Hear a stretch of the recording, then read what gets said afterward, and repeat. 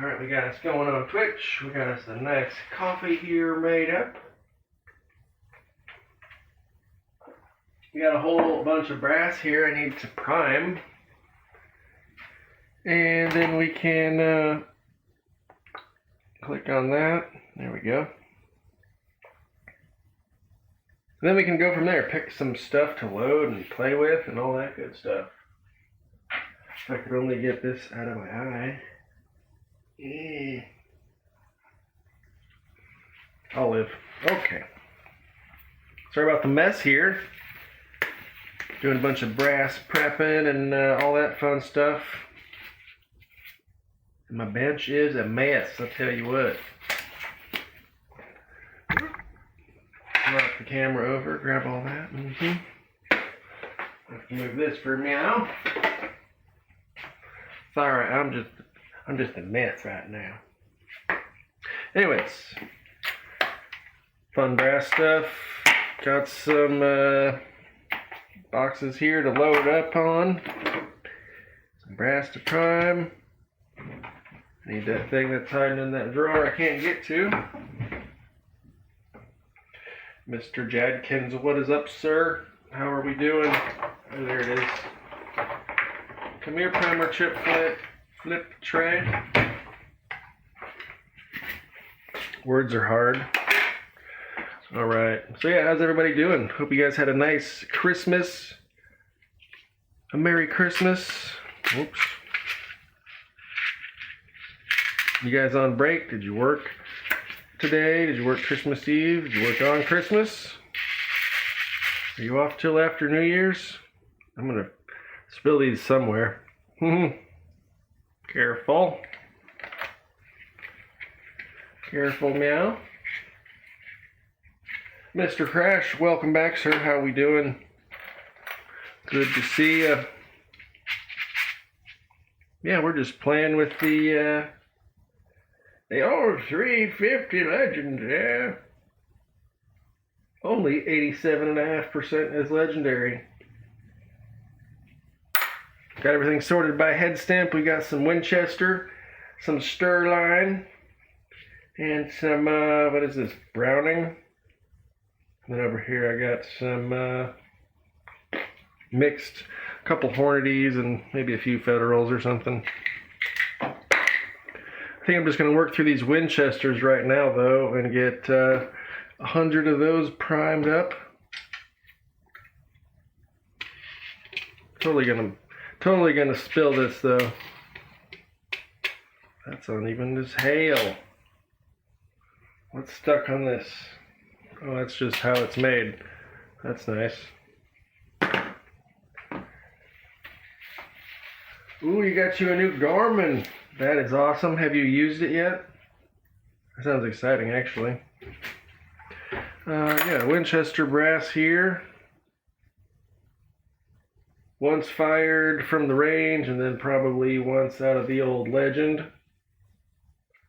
Or out of my AR that I don't want any part of anymore. Because we got us a new bolt action. Oh yeah, that felt nice and snug there. And if you're over here on the YouTubes, you can't see what we're doing, go visit us on Twitch. You get the full experience. You can actually see the press and fun stuff.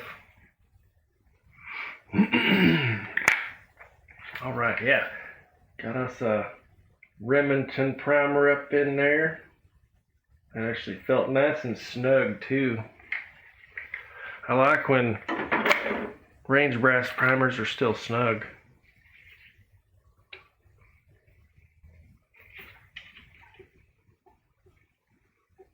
Work has been extremely slow. Depending on your industry, it's that time of year, right? Tried it with your pellet gun earlier. That's cool. Going to the range tomorrow. So stoked to finally know what you're loading.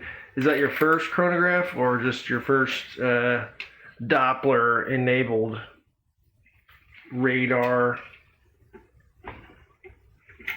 I've used the lab radar my buddy had. It was very nice, but apparently it's got some things with the app that people don't like. And I've also tried the Garmin that a different buddy had. And it was like, you turn it on, you click pistol, rifle, pellet, or bow, or arrow, or something like that.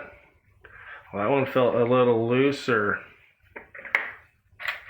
it don't matter though. And then yeah, you point it down range and it does its job. But yeah, the LabRadar was a little more picky. The Garmin, very simple. Very simple. The only chronographs I've owned though are the the Competition Electronics. I think it's the DLX Pro, or whichever one has the Bluetooth capabilities. Seems to work with the proper lighting conditions. It seems pretty consistent. But if it's got some overhead clouds, or you're shooting in the woods like I do, there's not a lot of direct light, or it doesn't go over the sensors properly. Gives you some issues sometimes. It's our first chrono. I only shoot at indoor ranges, because that's all you have around for 3. Damn. I just have something you can use.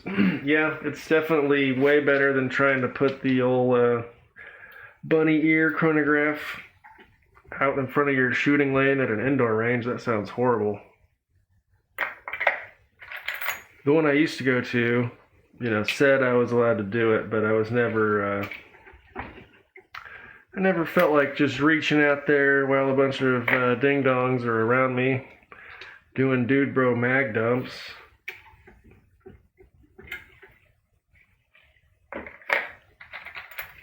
So yeah, the Garmin you can probably just set up right there, boom. Piece of cake. Right on the little table, I guess, in between lanes or whatever. Depending on how it's set up.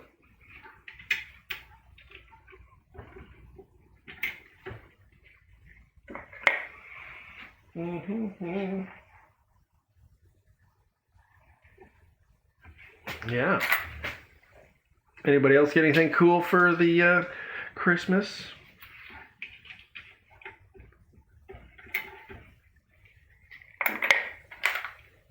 Can't wait to, haven't made a real video in a while. I think I might do one though for this, this new rifle we have here in the Legend. Kind of go over some of the upgrades I'm going to eventually do. Some other little add-ons. What scope I want to use on it. And well, I want to use one for testing and load workup to see the real accuracy. And then probably put on like a 1:6 or 2:7 or something like that for actual use running around or whatever. Because it's hard to shoot real good groups with like a 7 power or a 4X or something.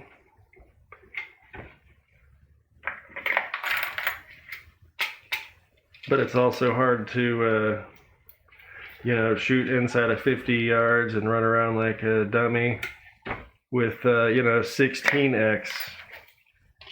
It's too hard to get a sight picture with that much magnification that close,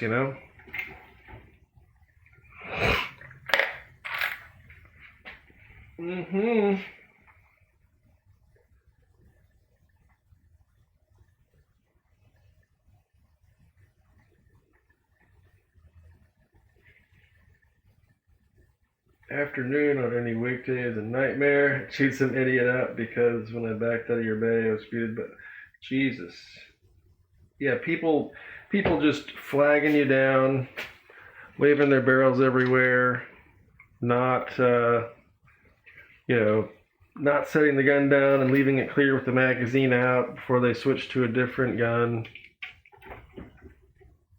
Yeah, pointing crap around, doing selfies and stupid crap. Public ranges are not the most fun.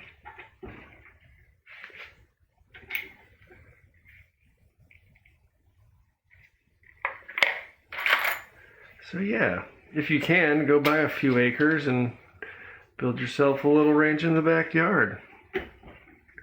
Well, we got a first time chat from the J. Adkins again. What's up? Like this view better? Self-employed nuisance wildlife control operator. Normally not this low. Interesting. What state is that in? You're probably out west somewhere, aren't you? Mr. Matt Flatlander ordered your first press, the Lee 0045. I know it's not the best, but it's what I can afford. Can you give any tips for mounting it? To mount your Lee press, they make a bench plate. It's kind of like a triangle with the top chopped off. And it's got a couple brackets on the sides. And that's kind of a quick release mount that you can use to switch other presses in and out, or just secure yours down. Or, I think, what is that, the Challenger press or the Breech Lock or the Classic one or something? Anyways, it might just have like 3 holes. You can probably just, drill that into your bench, like, well, you can see these little screws here and all the other screws from me moving everything else 1,000 times. But yeah, just figure out how much wood you have to stick it into. Shouldn't be too difficult. If my dumb ass can figure it out, you can too, sir. But yeah, congrats. That's freaking awesome. What are you going to be reloading? What's your first cartridge? And do you have the proper components as well? You're in Indiana, southeastern Indiana, 15 minutes from Ohio. Or Kentucky. Huh, so you're like way down on the tip and you can just go pick a direction and you're in one of 3 states. That's pretty cool. What is that, like Evansville or something? Or are you like even further than Evansville? East, I guess.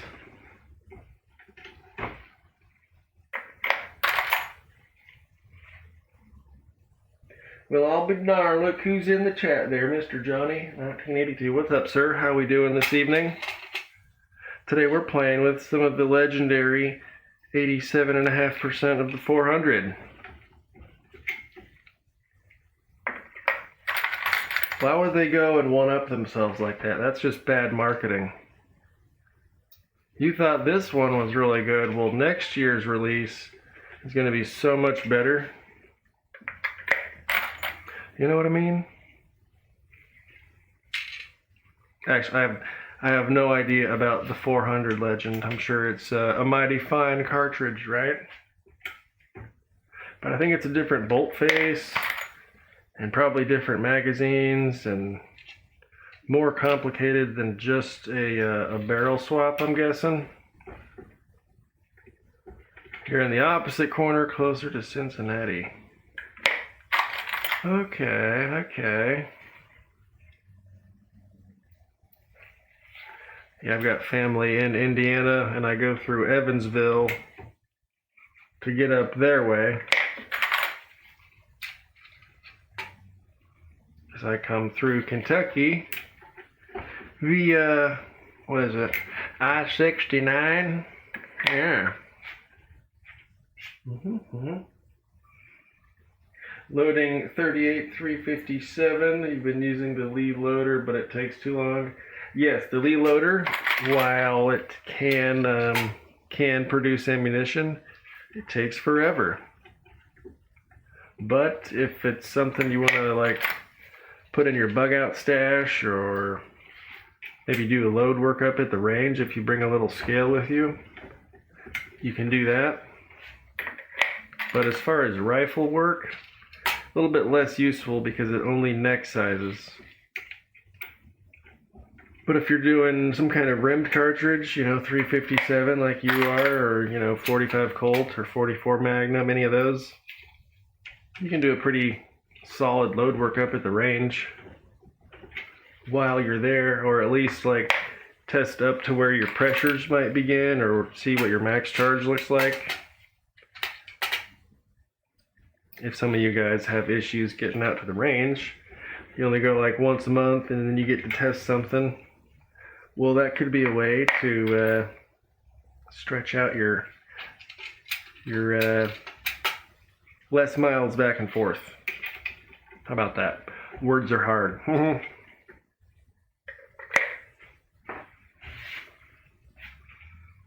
Just chilling. Good old 69, yes sir. So anybody else loading for the 350 Legendary? Like I said, I've retired the AR-15 upper, because what I mainly got this for was to shoot pretty much downloaded cast projectiles for cheap. So I'm thinking if I can do the Lee 358-200 or something with like, 8 or 10 grains of unique. I have no idea about that load data. I've never looked yet, but I'm just going to look at some cast 357 Remington Maximum loads. Get some starting data there. But yeah, if I can just kind of play around with a cheap bolt action, shooting some cast bullets inside of 100 yards, I think that'll be mighty fun. Which is the same thing I do with 300 Blackout. Which is the same thing I do with 450 Bushmaster. Which I don't have a bolt action for yet. That'll probably be the next one.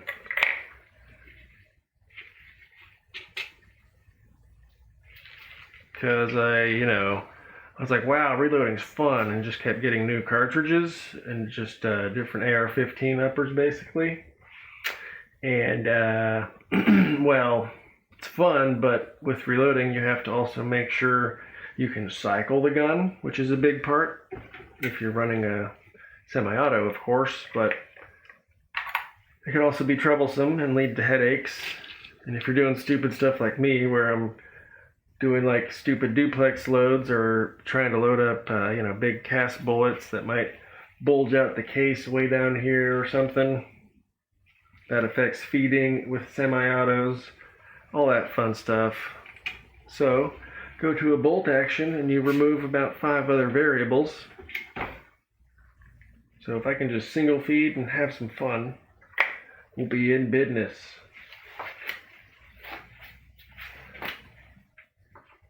Probably have to get into it at some point. Gonna try out hunting next year. I need a straight wall cartridge. 350 Legend seems like it would fit the bill. Yeah, I've been looking up some load data recently. It looks like, you don't have to do pissing hot, maximum pressure, whatever.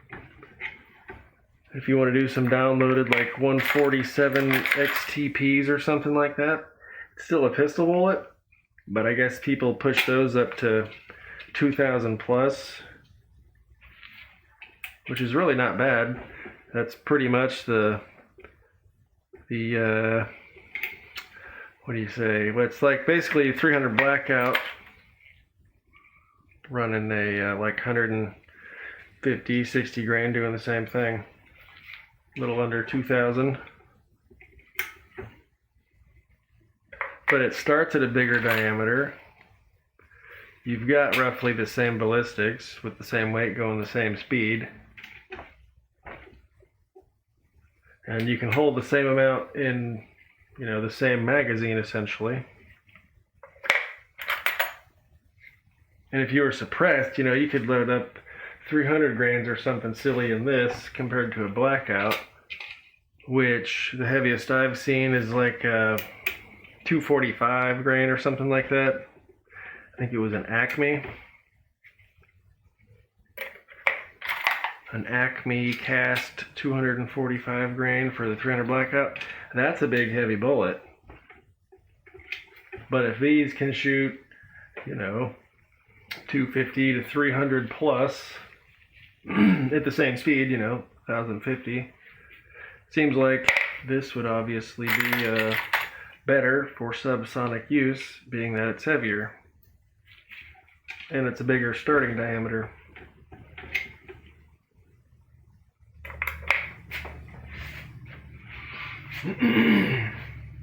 Not doing anything stupid, it's called scientific testing. Okay, fine, we'll go with that. We'll go with that. You can even see some of my old load data there. I don't know what powder that was or what bullet we were loading. Even got some nice dings on the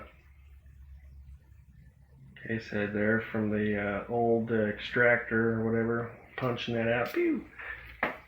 Ejector, there it is. It will eject the case. And if you have a lot of pressure, your case backs up into the bolt face, and expands before anything else moves.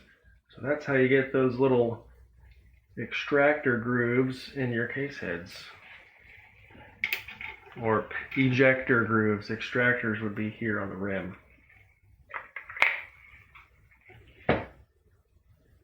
Have you heard of anyone converting 350 Legend brass to be used in a 1907 351? Sir, I'm not educated enough to know what a 1907 351 is. But as far as converting this brass to be something else, I believe they started with what's called 223 Basic, which is just a 223 case head that hasn't been necked down anywhere. So this is like the starting case. So maybe somebody else used it for a different cartridge I'm not aware of. Very possible.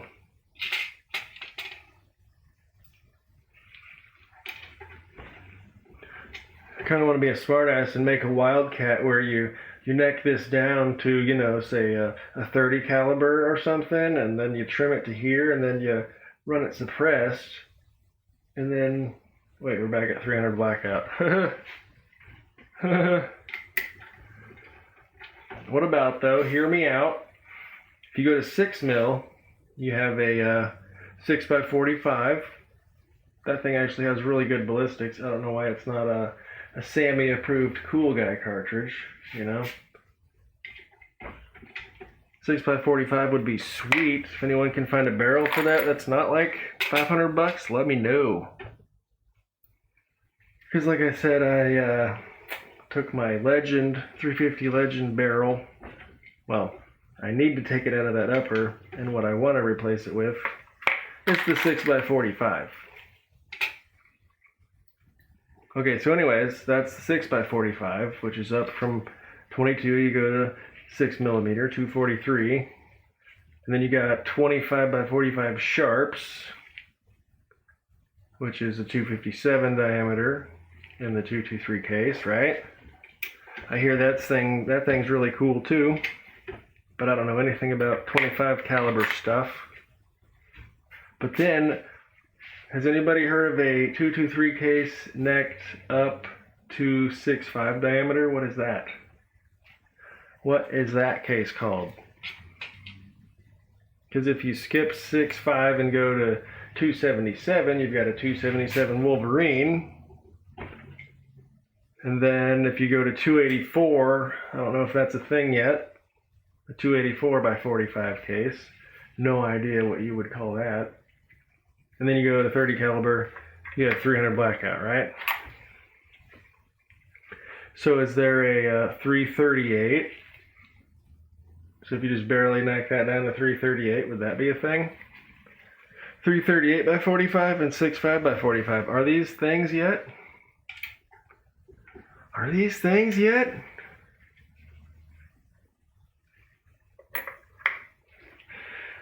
Bro, I forgot, how's that garbage rod working out for you? Are you talking about the 300 blackout Mossberg Patriot guy? Is it a Patriot? I think so. Anyways, I really enjoy it for the blackout.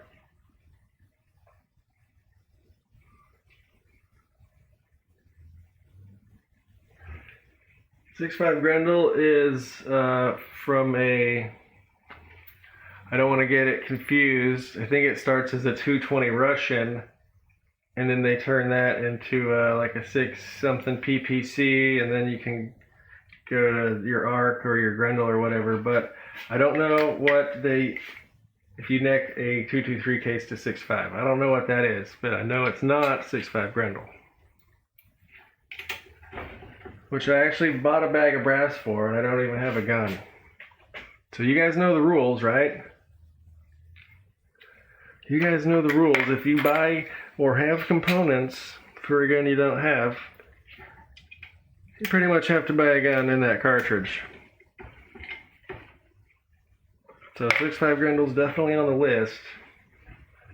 No, the Mosin. Oh, yep, never got any luck out of the Mosin. I never made a recap or a range day with it, but I loaded all that stuff up. Actually, here, once I get done priming this, I'll get some of the brass out and we can look at one that I got rim locked. That was fun. Well, let's just say I'm minus 1 piece of brass. So that's really cool. So that's really cool.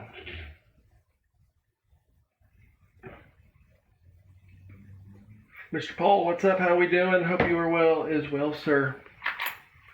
Good to see you. Hope everyone had a Merry Christmas, by the way. No, not Happy Holidays. Only Merry Christmas. All the other holidays can suck it.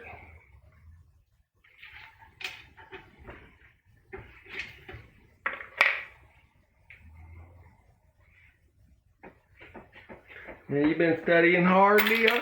No, I just am a nerd, and this is like my only hobby, I reckon. Well, it's my most consuming hobby, at least.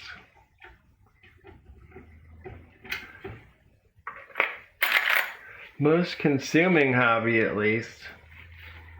I also do really redundant stuff. Like as far as why I pick new guns to reload, or new cartridges rather. Like the very first thing I loaded was 38 Special, 9mm, and then 223, right? Get your bases covered, get all the basic stuff done. And I was like, man, this reloading's pretty cool. What else can I do? And then, I heard about 300 Blackout, and it's like, wow, you mean all I gotta do is chop this thing I have 1,000 of just laying in the corner, and then I can use these other things that I can make for free out of, this metal crap I dig out of the lead, out of the berm, and then I can shoot my AR for way cheaper. Are you kidding me? And, several years later, we're down this rabbit hole deep, brother. Sure is fun. Sure is fun. That one was tight. Some of these Winchester crimps on the primer pockets. Look how off center that crap is. So when you go to swage or ream it, camera can't focus, but you know what I'm saying. Let's make sure we're sitting flush there. Oh yeah, it feels good. Pardon me, excuse me. Well, thanks, appreciate it, brother. Even though I'm not from the U.S., it's interesting how firearms cartridges work and functions, I have to say. By the way, what cartridge are you putting in the black box? I just doubled here. Well, Aria, Mr. and Mrs., I can't see by the picture, sorry. Glad to have you here. This is called the 350 Legend. It is a straight wall cartridge based off of the 223 Basic, which is your 223 Remington case that everybody knows about. Anyways, it fits in an AR-15, but I just got a new bolt gun. So we are taking this brass I have already prepped and adding new primers into them so that I can then add bullets and powder and, we can create more ammunition.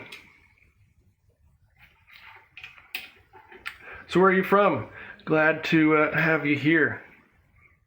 Last time we had some people from Argentina and Brazil stop in. That was pretty cool. Had a gentleman from Japan stop by. That was awesome.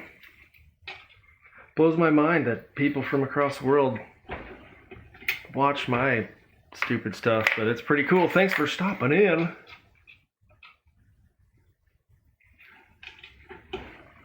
I'm glad that you're not just like, oh, firearms bad, and report my account or whatever. Southeast Asia, actually. That's freaking sweet. Well, welcome aboard. Glad to have you.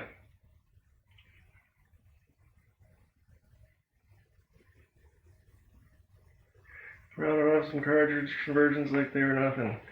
Well, it sounds really complex, but there's probably only like 10 cases that everything is based off of.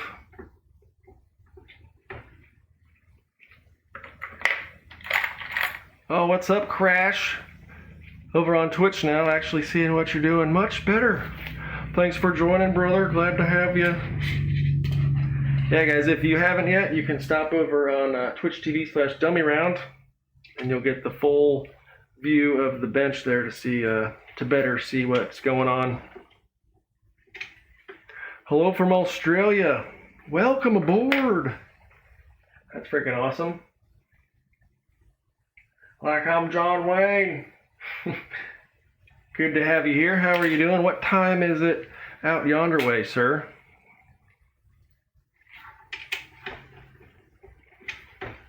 Are you like 10 hours ahead of me right now? Or is it like midday the previous day? I don't know. Sorry, I went to American public school and I'm not smart, so trying to imagine geography and the world rotating through the different time zones, I can't visualize it. Anyways, good to have you. Thanks for joining. What do you shoot out there in Australia? I know some of your laws and everything are very restrictive, but there's certain licenses I know you can have or get if you have a ranch or a varmint problem or whatever. But I'm uneducated on that as well, so if you want to educate us silly Americans on what it's like in Australia, I'm sure some other people would be interested.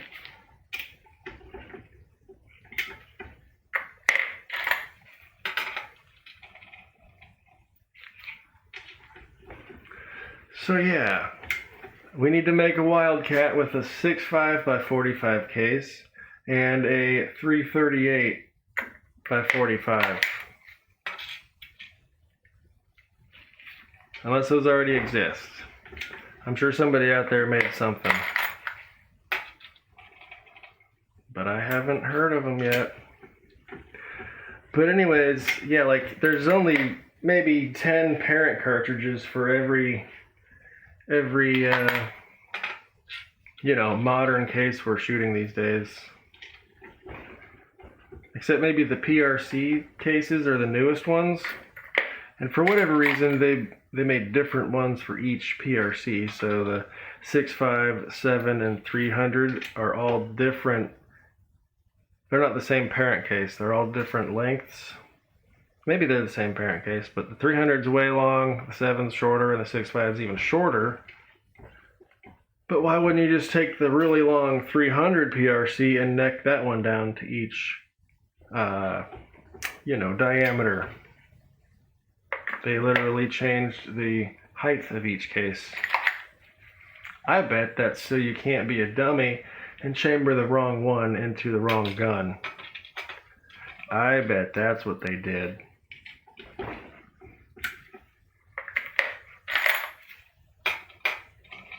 Or, something about being proprietary and part of the marketing and royalties and whatever. I don't know.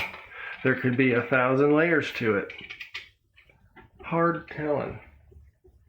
It's like 12:52 in Southeast Asia. Well, what is it? 11 hours it looks like? That's cool. We're almost right on the opposite side of each other. Thought I was going to be shorter primer. Nope. Got him. I also forgot I'm not done prepping these because they're not expanded yet, so I still have to go back and open up the case mouth on all these cases. Man, it's gonna take forever.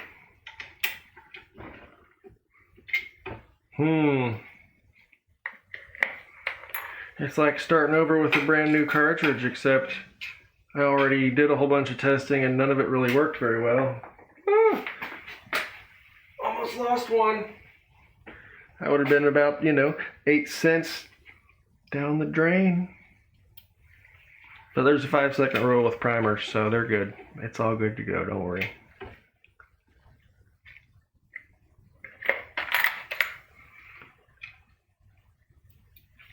Anyways, what are your guys' favorite 350 Legend loads? Have you done any cast loads or just the 170 grain Hornadies? Or did you try the 180 Winchesters or maybe the 165 Hornadies? I don't know.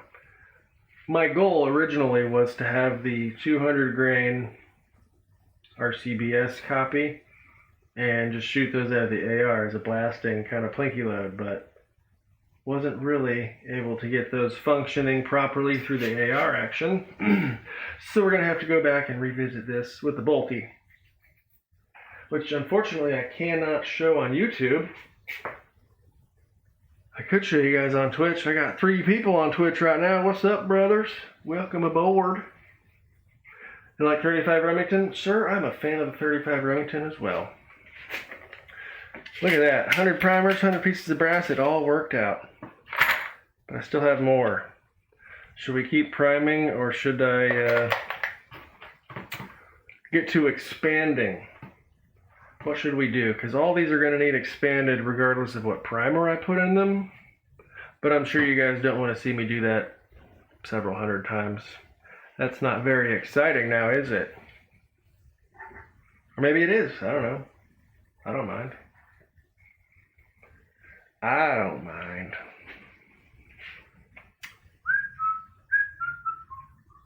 Also, what dies have you guys used? I started with this lead die set for the Legend, right? And of course you need your case gauge to know if you're sizing properly or if the headspace is right or if you need trimmed. And the Lee sizing die would not size the base enough to let any of those pass this minimum spec gauge here. So how did we remedy that after dropping, what, 40 bucks on this die set? Well, the only way to fix anything is just spend more money, right?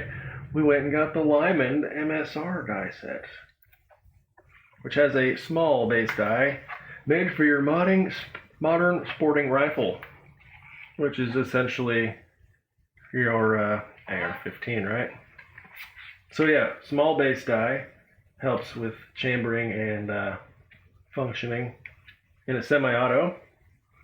And it's got the individual expander cedar with a taper crimp. And then I went and bought the Lee factory crimp collet style as well. Because this round head space is off of the case mouth, right here off the mouth, like a 9mm. So it just goes boink right in the chamber. There's no shoulder or anything. There's no belt back here. There's no extended rim. So it's head spacing off the mouth right here. And if you taper crimp that in too far, you roll that in too far, it could screw up your head space and cause catastrophic damage. So the collet die, much better for crimping these cases that head space on the mouth. And then for whatever reason I have this spare rusty expander die. But we don't need him.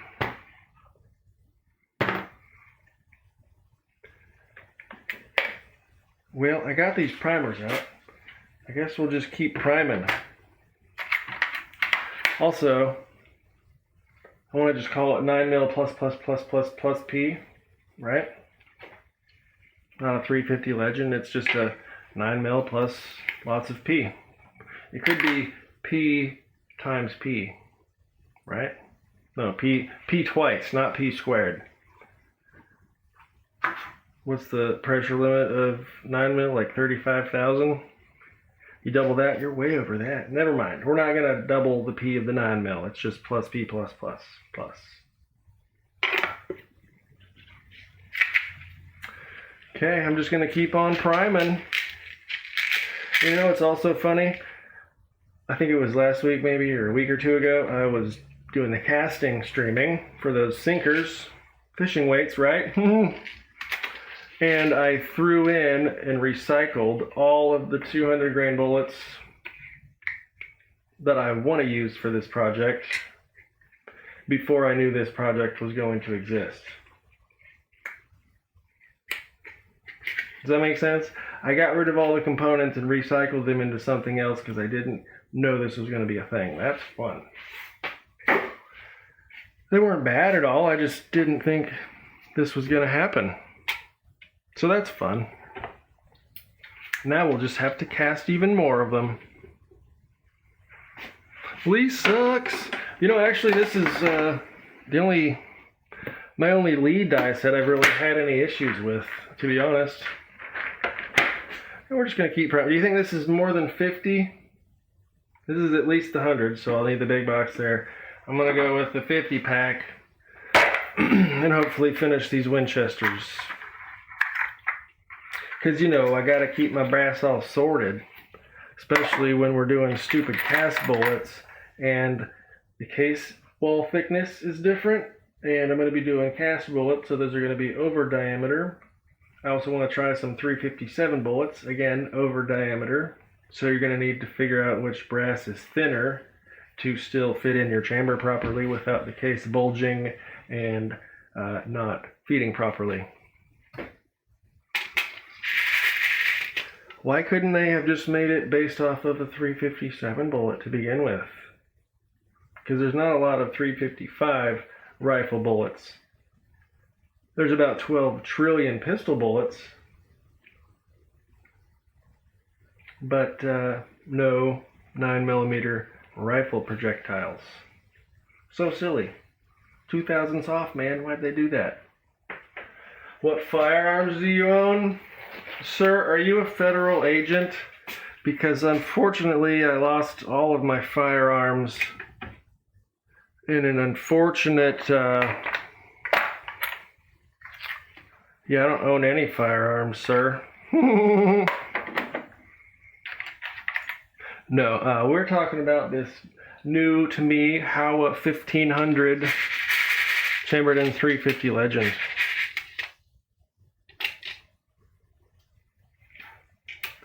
It is a bolt-action rifle. A bolt-action rifle. It can hold, I believe, 4 in this detachable magazine, which I can show. Which is actually cool because the 223 bolt action I used to have was an older Howa 1500 before they changed to the removable mag with the trigger guard built in and all that fun stuff. So this is the same magazine that would be for the 223. But you slide them in there, like boom. And they do make 10 rounders for these, so I could probably get a couple of them. And they're single stack though, so of course they'll be really long. But that's fun. So I had to also go on their website and get the scope rail for the top. It does not come with a stinking rail or, you know, ring bases or any of that stuff. You can always trim the OD of the case. You are correct, sir. I haven't ever gotten into neck turning, but if avoidable, just by changing brass, I'll prefer to do that and just have, you know, certain loads with certain head stamps.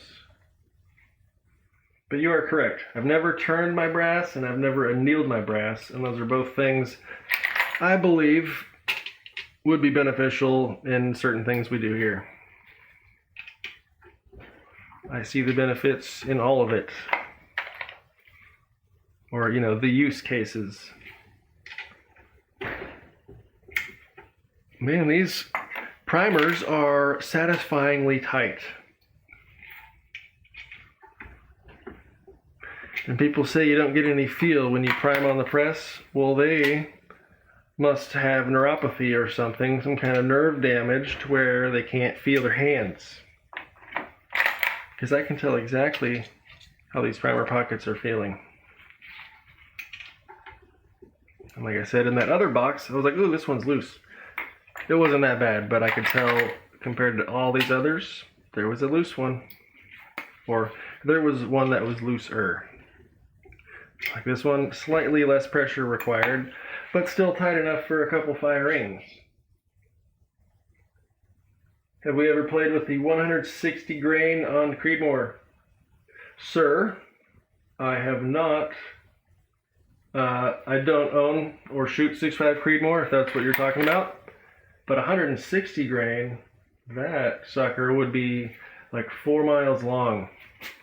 I've seen the 53 grain A-tips. Those guys are monsters. Like, you know, double the case with the bullet hanging out. That's how long they are. It's crazy. Who makes 160? Yeah, 160 grain 6.5 bullet.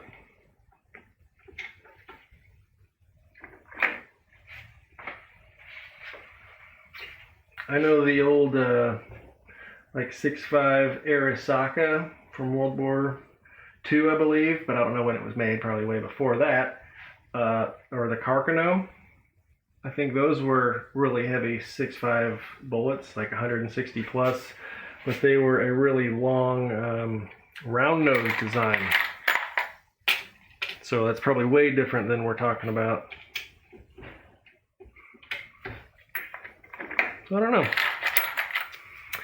I don't know, man.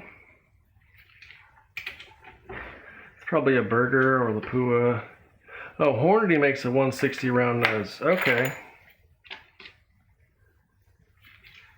Okay.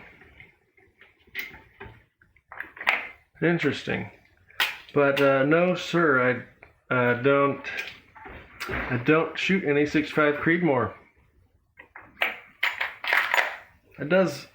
It is definitely it has its purposes, right? But me, let's go back to why I choose specific cartridges. I was thinking if I was going to do a 6.5, case of that capacity and those bullet weights, I would do a 260 Remington. And you can just get a faster twist rate barrel with a proper throat for the newer bullets. But the 260 Remington is based off of the 308 case. And I have enough 308 brass to last a couple lifetimes, hopefully. So eventually one of my goals is to have all the 308 cases, but the different cartridges based off of that parent case. So far I've got a 243, which is just a 6mm 308 case. And then a 260 Remington, that's a 6.5 out of a 308 case. And then you can go, funnily enough, 277 would be the next common diameter. And that's what the new SIG 277 Wolverine thingy Fury, 277 Fury.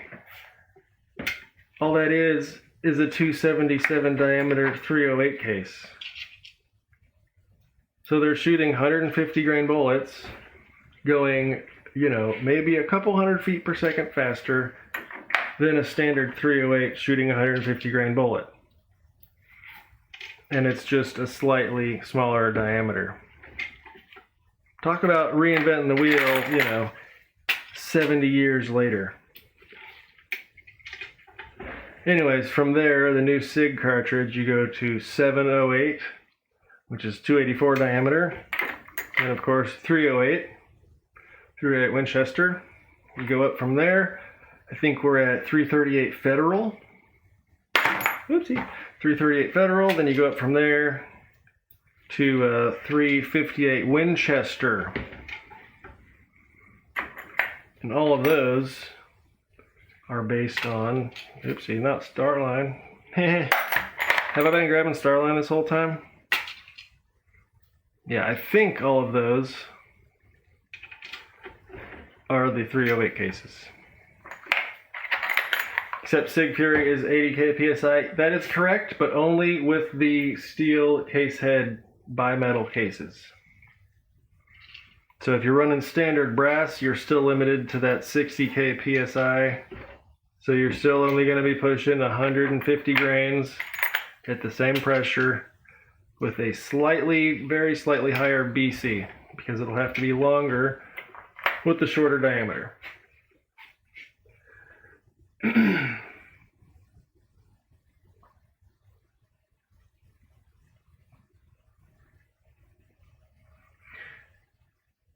Red Flathead Fishing, someone asked about your short rifle. Pointed out the poly tip rounds would not stop a bear. Well, hopefully you don't have to stop any bears, but hopefully if you did, your rifle would do it. Just thought about having those in a bonded A-frame. I hear those Swift bullets are quite the treat for those thick-skinned animals. Is that kind of like the Nosler partition, where there's like a, something in the bottom of the case, and then the top half of the jacket expands, and then the bottom stays together for extra penetration? Mr. John Bucketis, what's up? Welcome, sir. Well. Yeah, so if the SIG case obviously has the steel case head, it goes to 80k. But if it's brass, then again you're limited to the 60 or 62,000 or whatever that the normal bolt head is rated for. Did I prime any Starline, or did I just grab that one? That'd be funny, right? It was just that one. Okay, sometimes we gotta keep old dummy in check here. Look, I'm gonna have like 3 extra cases that won't fit in that box. That's gonna just annoy the heck out of me.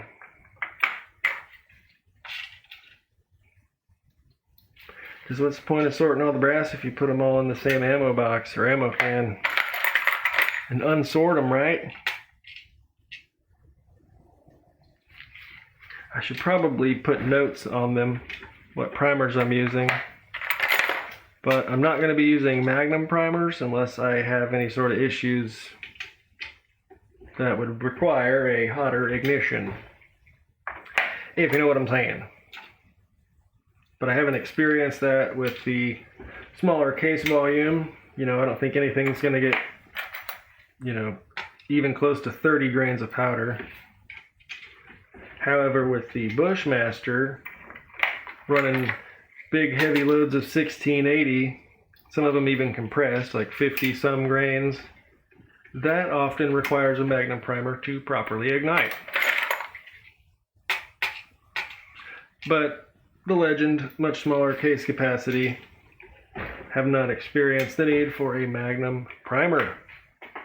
How can it even be a legendary if it's not a Magnum? Sig Fury seems like a waste to shoot reloads unless you're just blinking. Right. I mean, obviously you'd want an ammo can of the real stuff sitting somewhere, but if I had an AR-10 in the 277 Fury, I would not have an issue blasting some, FMJs at 60k PSI or whatever.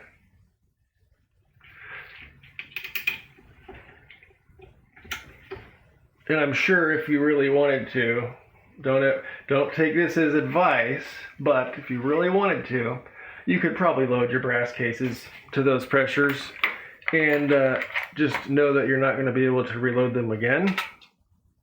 But you could potentially, most likely, get a firing out of a brass case like that,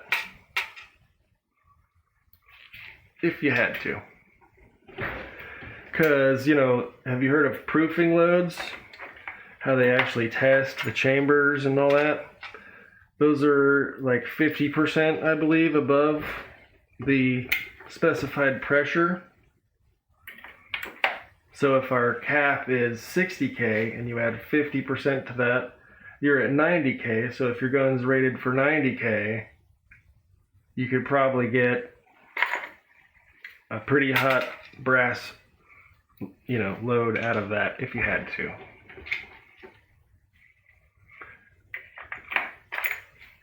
But that's like, I don't know at what situation that would even be warranted. We should just pull out a ballistic table and look at the ammunition and see what velocity it actually does and what distance that actually gains you, because, within probably 500 yards, your point blank holdover or whatever probably wouldn't matter at all. It wouldn't change by more than an inch or so by that change in pressure and velocity. I mean, it's great they're trying to evolve the technology. Ooh, this case head's ugly. Look at this guy. Yeah, right there. You got pulled on pretty hard there somewhere. Kind of hard to get in the shell holder, but it'll work. Yeah, see, like I'm going to have a few extra cases that I'm just going to have to sit on top, and it's going to bug my OCD.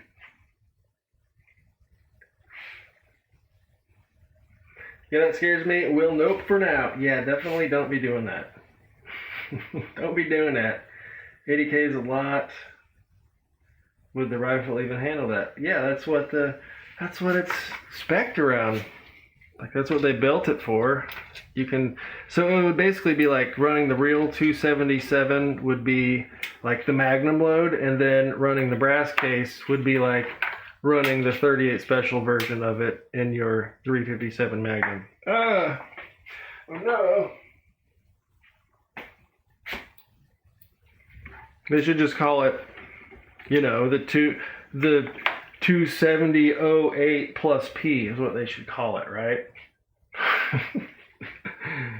I bet there's a wildcat out there like that just never got SAMI approved, but it's probably literally called the 270-08 Ackley plus P plus, I don't know, 40-degree enhanced A-frame shoulder.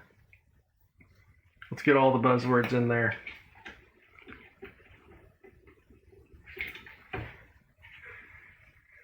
You already tensed up to me. I can't type fast enough. I'm sorry, I'm just blabbering for the most part. Sig Fury has more drop but higher FPS than the 6.5 Creedmoor.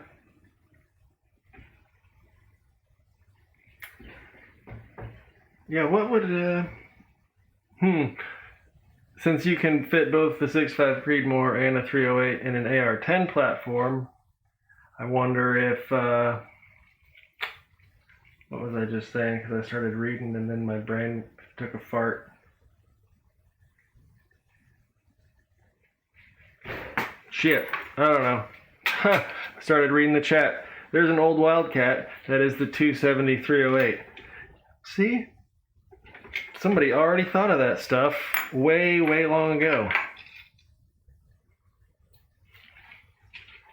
Like, nothing is new. We've done it all. We've done everything.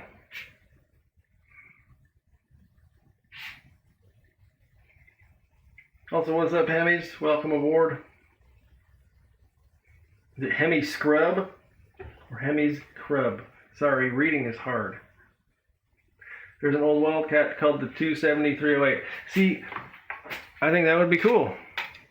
Then I could do 260 Remington, the 270-308, 708, and then 338 and 358-08. Like, for whatever reason, I want all the stupid 308 based cartridges. Ah, see, look at that. 155 Winchester cases. Whoopee! Okay. -1, it's gone. Into the abyss. Oh, man. Oh, nuts. Wait, I have one loaded. Oh, I was going to joke and say I have one loaded piece of factory ammo. This old box doesn't want to stay shut. Sorry, we're just making a mess clinking around here. Forgot what was the video about how this was understand. Yeah, look at that guy. Yeah, we got one piece of brass left. One brand new factory ammo, which also happens to be Winchester. With a bullet weight, I'm unable to reload because they don't sell this bullet to reloaders. They have the 180 grain PowerPoint, I think they call it, but they don't sell these or their 145 FMJs. So that's somewhat silly. You know, they made the cartridge and then they don't supply the components to reload it, right? Hemi Scrub. Welcome, sir. Had it right the first time. Okay, good. The chart claims otherwise, but we have shot both at 1,000 yards. 30 drop on the 6.5, the Sig Fury was at 32. What is it actually 150 grains for the Sig Fury? Because I kind of just made that number up as far as the bullet weight goes. But I feel like they would pick something heavier than a 130, which is this old school 270 velocity. So I was kind of making shit up as I was going along, but I feel like that's the new modern 270 grain weight, right? Or maybe 265s, there's like an Abler or something. Right. Poor and bruised of spirit, Mr. How are we doing? What you doing, sir? We are working on some 350 Legend brass, right? Meow. We are fully prepped. We are adding in primers. Supply chain issues is Winchester's excuse. Sir, they've had 4 years to figure this out. Speaking of supply chain issues, have you guys, I'm sure this is old news by now, as far as the primers go, but the White River Energetics, you've probably seen those large rifle primers out for a while now. I've not tried any of them. Supposedly they're, on par with the CCI. They're also domestically produced, right? How cool is that?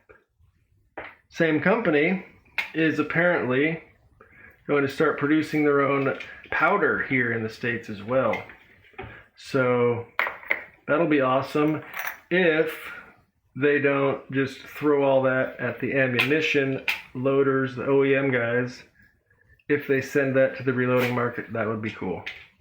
But I'm guessing they're just going to flood, get flooded by government contracts, by OEM loaders, and all the canisters and all that will be their main form of business, and then they'll slowly, crap out $60 pounds of their Varget clone. But they'll start at $5 lower. They'll sell out for a few months so their name gets known, and then they'll increase their price. So that's we have a new powder supplier, but it's not going to be any cheaper, I don't think. Especially when nobody can get nitrocellulose. I think there might be 1 or 2 plants in the States that can produce it, but compared to, well, this is a good one. It'll fire foam right out, fellers, don't you worry. What were we saying? Nitrocellulose production. Compared to what we used to buy from China, the amount of nitrocellulose produced in the States is like a single-digit percentage. So even if we have a new company producing powder, who's to say that they'll have the component to make the component? Right? Right? Sig Fury at 135 grains. 6.5 was a Hornady 140 ELD. Okay, so that kind of explains why the 6.5 was still moving further out, or had less drop, I guess. The lighter bullet would lose energy faster and start falling. Is that right? Physics are hard. I don't really know. In my brain, that sounded good. Powder pills, especially primers, are an issue in Australia. Even though we make powder, our primer situation is worse than yours. Usually gets looked after first, it seems. So yeah, Mr. Liuki, good to have you from Australia. Don't you guys, you have, I don't know what the plant is called, but that's where all of the Hodgdon extreme powders are from, like your 4350s and Vargets and Rotumbos. All of those extruded temperature stable stick powders, those all come from Australia. Is that ADI? I can't remember. So you guys don't have, there's no primer manufacturers there in Australia. Interesting. Because, 4 years ago, the U.S. market dried up completely, and then at the same time, Biden shut down the importing of components and ammunition, from Russia specifically, which is where Wolf and S&B and some of those companies were coming from originally. So we didn't get any imports for a couple years because they had to send them through other countries and do different paperwork and wait for other customs and then sit on boats out in the bay for 4 months again, or 6 months to a year.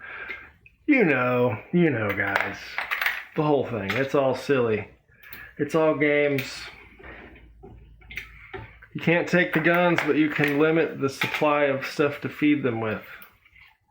That'll teach those silly, poor-ass peons.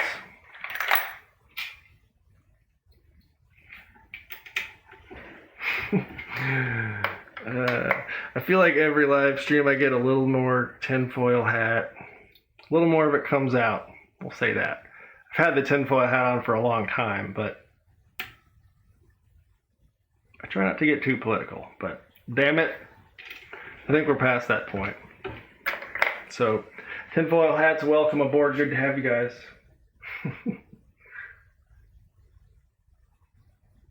ADI powders. Hell yeah, I got it right. It's about to be a Trump slump. Dude, I really hope so. It seems like the guns for sure have been on sale and like the firearms themselves are cheap. But ammunition and components are still the bottleneck in the situation, right? And if you've noticed, there's been, since the past however long, all these different mass events and attacks and shootings and such. Ooh, that one felt loose.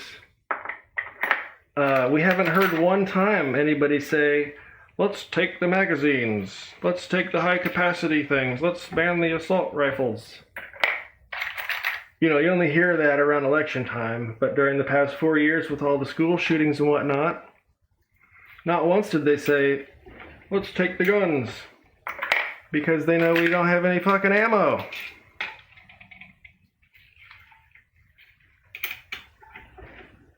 Or most people don't have ammo, right?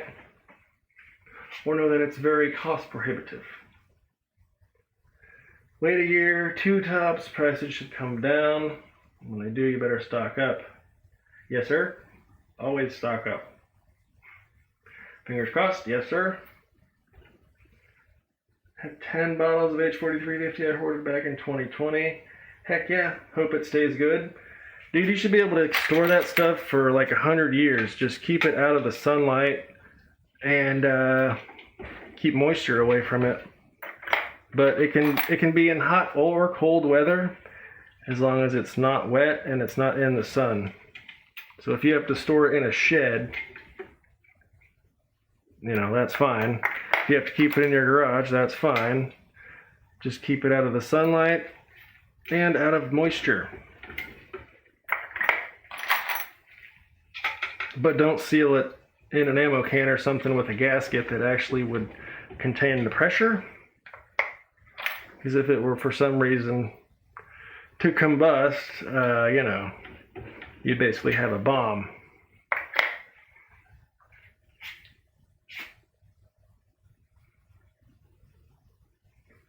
Prices are up, say 50% here. Can't see them ever going down.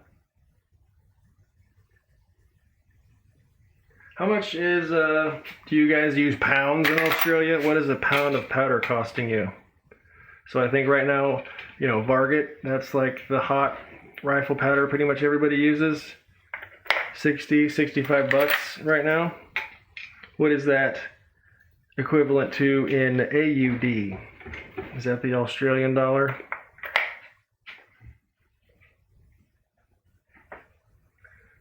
Don't have a 300 Win Mag anymore. Why not? Mr. Woody Wood, welcome, sir. How's it going? You can use a 40-50 and 308 and 6.5. I know you can use it for heavy 308 stuff, but I've never used it. I know it's on the slower burning end for that cartridge, but I've heard it's pretty much the powder for 6.5 Creedmoor or 6.5 anything, really. A kilogram of Varget.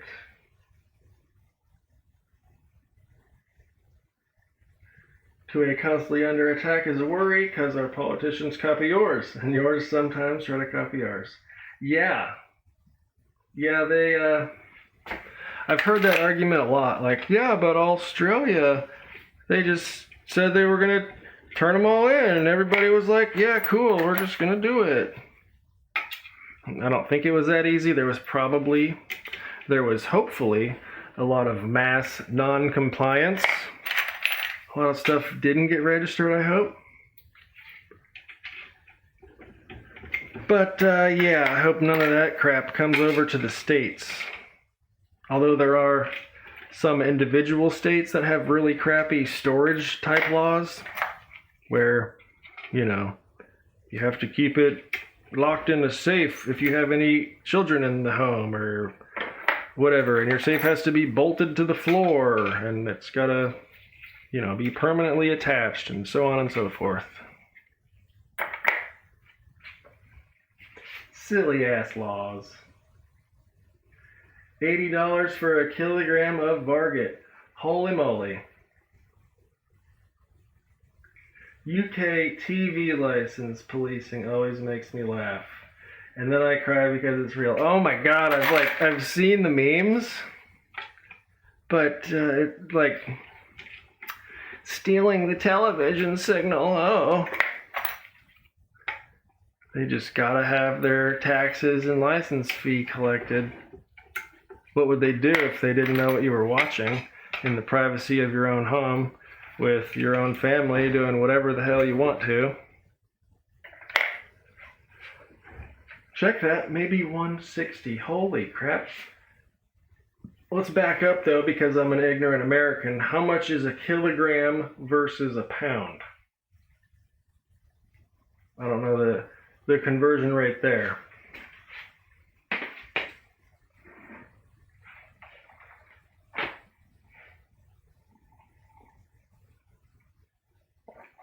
Oh yeah, and the camera system to charge you for yeah, your pollution machines are destroying the atmosphere.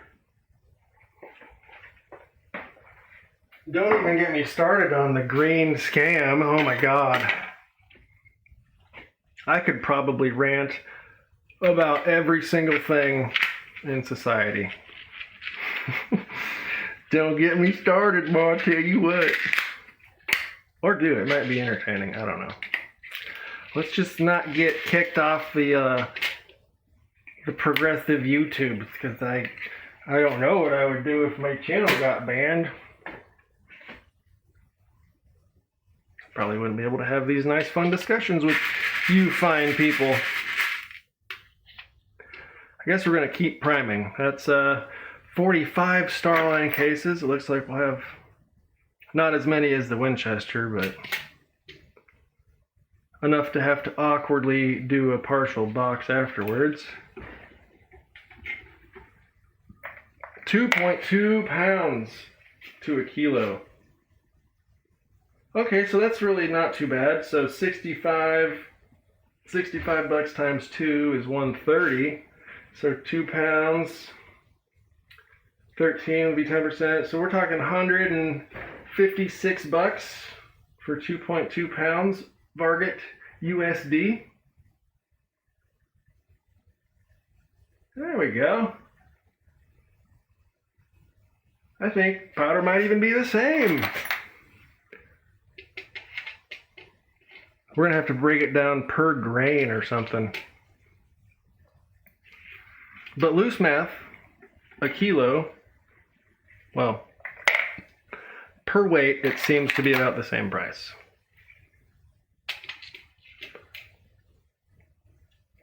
I really hate how this is just precariously balanced up here, about to fall off. You guys on YouTube can't even see what's going on. Which is unfortunately the way it has to be, because I get in trouble if you see production of sinker weights, right? Sinker weights. Robert Trey's giving me anxiety. Bro, tell me about it. Like, I thought it was flat. I'm not going to try and tip it, but you can see it's got this indentation going on the backside there, so it's not sitting squarely on my precariously balanced cliff ledge thing.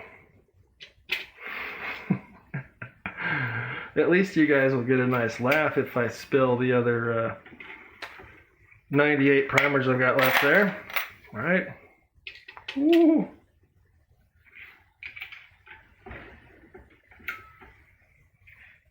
You know, actually, I'm pretty sure I have a kilo of powder here in the cabinet. We have kilos in the U.S. They come in brown packets. Sir, I thought you guys in Michigan had other drugs.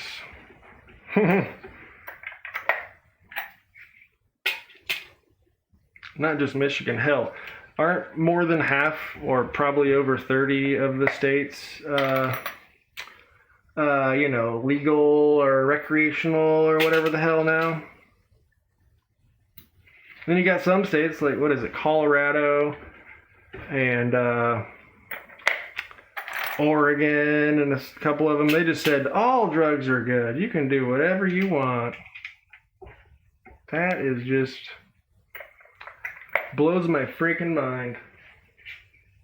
But if you want to see the downfall of society, that would probably be a great way to start it. That would be a great way to start.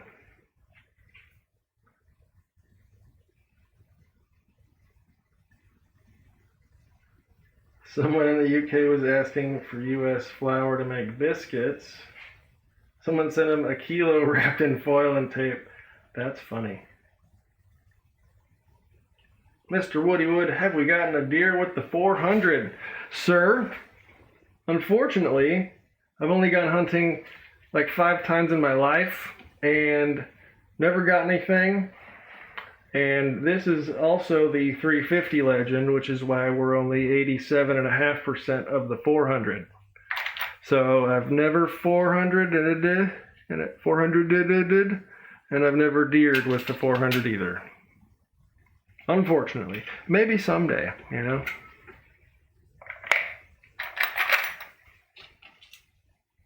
That would be funny. Just pour all the flour in a Ziploc and then just run like 50 laps of duct tape around it. That'd be funny. Then you could just slap like you know, Aunt Jemima sticker or something onto it. No, wait, she makes syrup, not biscuits. Or does Auntie J make syrup? See, I gotta tighten my shell holder. Could be giving us inconsistent primer depth seating. The amount of crush on our primer anvils could be varying the amount of height between our bullet base and the top of the primer, which could in turn cause inconsistencies with our internal ballistics. So it's very important to prime very consistently. Or so I've heard from other guys that have a shit ton more money and experience than I do. So I use my $10 RAM Prime and just slam them home until it don't go no more.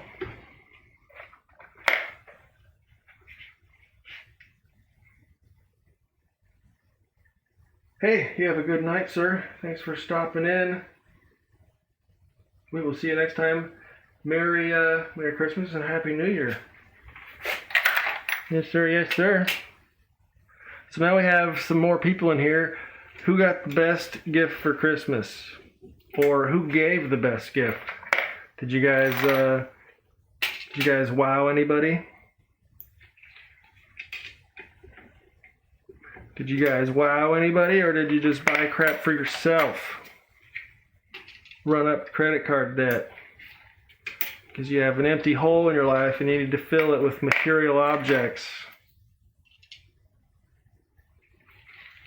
Which there's nothing wrong with if it goes bang, you know, I can't complain there.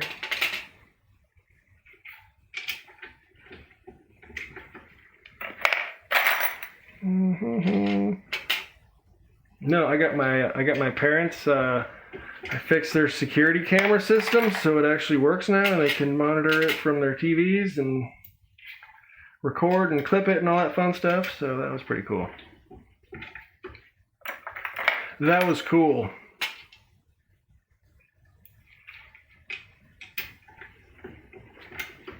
Didn't get shit, but I'm okay with that.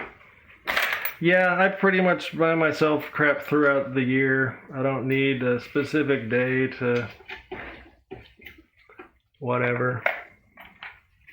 And I also don't expect anything from anybody, so unless I'm Santa for me, not too worried about it. Not too worried about it.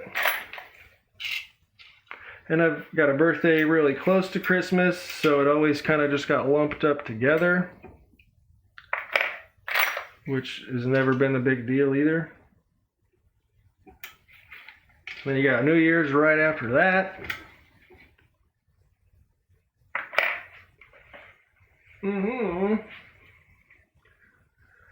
Hope I can financially recover from what I'm about to do. Bro, you got this shit. You wouldn't be able to get to where you're at if you weren't able to get to where you're at. Right? That's like defining the word with the word. Do we know the purpose of small primers? You have a few boxes of Hornady Custom that use tiny... So 350 Legend actually all use small rifle primers. I would actually be interested to see some with large, because you wouldn't have a whole lot of meat left on the case head. But I'm fairly certain that it should be a small primer in, most cases. Mr. James Pollard, welcome aboard, sir. How are you this evening? Hope you had a Merry Christmas. Doing well. Today we're just playing with the old 350 Legend here. I'm priming all this brass even though I haven't expanded the case mounts yet. So we'll see what we want to do after we get them primed. Because I've also got some 9mm stuff to... Well, I need to load like 10 rounds of 9mm for testing and function purposes. Oopsie. Because I went a little crazy on Black Friday and got some 92 grain frangibles for 9mm. So I got to test those out, find some load data for that. And at the same time, last week or 2 weeks ago before Christmas, we cast up a bunch of the Lee 356-95, which is a 380 mold. But I'm going to be using that for 9mm. So, although those bullet weights are very similar, the frangible bullet is the size of a 147 grain 9mm bullet. So the 95 lead is about, 60% of that. So they're going to have words are hard, the case capacity differences will be such that I should probably not use the same load and start different loads with them. Or just find the max and send it. Who knows? That case feels dirty. Still got Sharpie on there. I need to wet tumble these. There's like 10 notes written on this thing.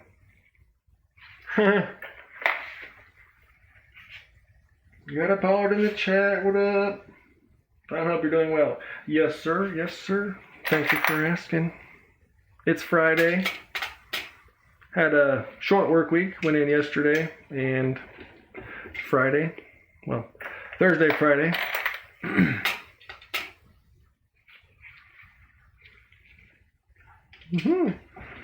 So somehow in these Starline brasses I've got like 30 brand new pieces I've never fired, and then the rest I probably went a little over pressure in some of the AR loads I tested. So I need to figure out which ones of these are new and potentially segregate those.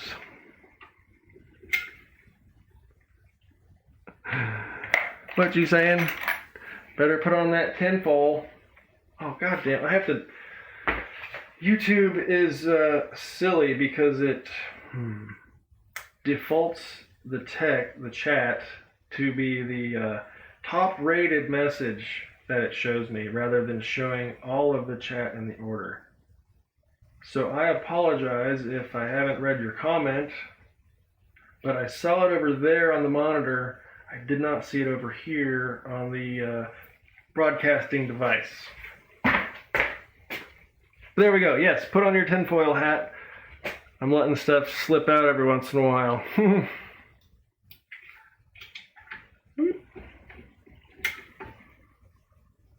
James, do you shoot the 350 Legend? I cannot remember if that's one that you do or not. I know last time you were talking about your Grendel, I think, or maybe I was talking about the Grendel and you just said that you were doing that as well, or had done it. I don't know. I have approximately too many projects going on.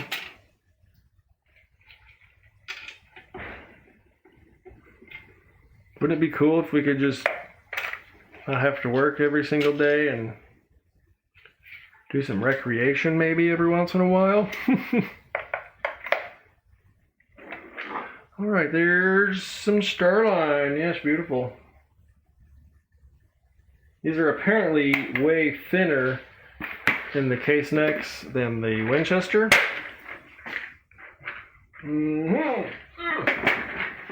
Got one more 100 pack, but I'm not going to need that. Or maybe I should do the 100. No, we'll just finish these in this, and then I'll keep those for later.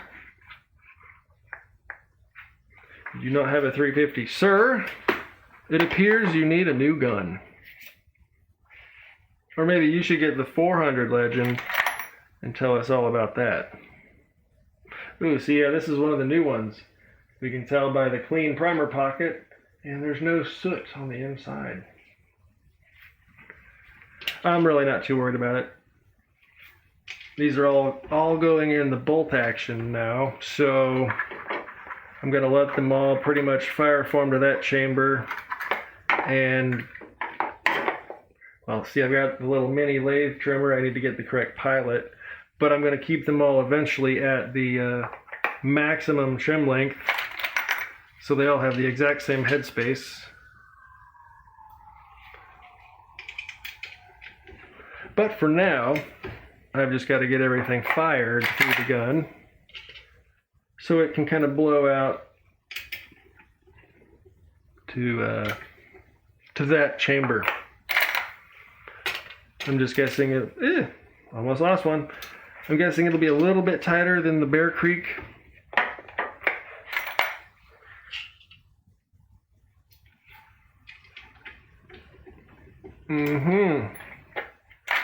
Speaking of Bear Creek, I know they get a lot of hate, but they just came out with a 4.5-inch 300 blackout upper. I think I need that in my life. Well, yeah. But the real solution to fixing my current problem would be to get one of the Law Tactical folding stock adapters. That's my real solution, not getting a new upper. I need to do a video about that too. I made a dang backpack gun.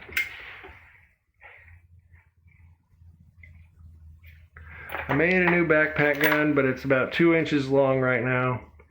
So I have an option to either get a shorter upper or barrel and install that, or a folding adapter so I can chop it in half. You want a BCA lever? Are they making a lever gun, dude? That would be cool. I saw they just did the bolt action uppers. That's pretty crazy. I think they actually did 350 and 450.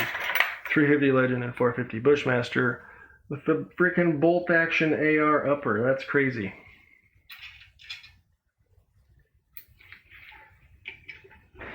It's gotta be weird though. I understand why some people might want it. Actually, I really understand it a lot.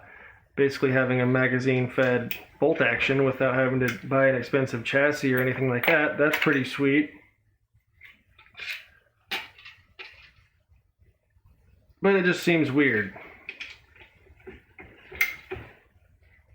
Has anybody ever seen that 50 BMG upper?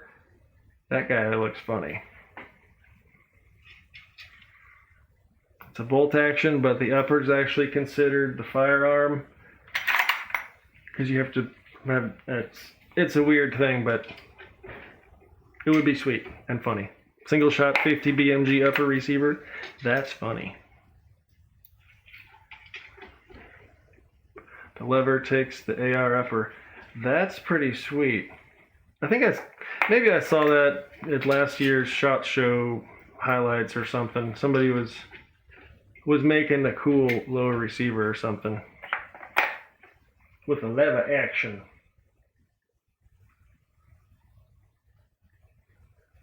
Thinking about that, but the darn thing is like $3,500. Yeah.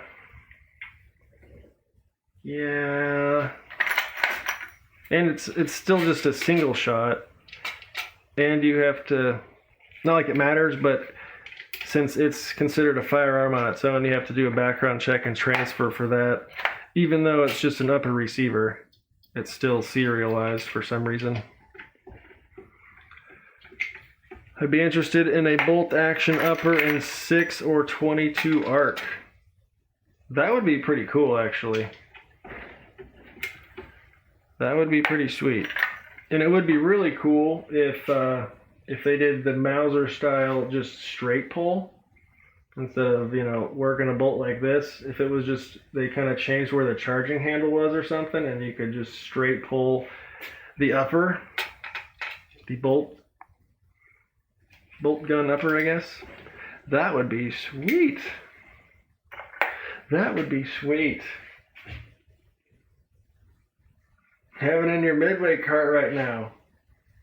What, the 50 BMG upper? Sir, you crazy. You crazy, sir. Although, I wouldn't judge you if you got it. In fact, I'd be impressed, rather.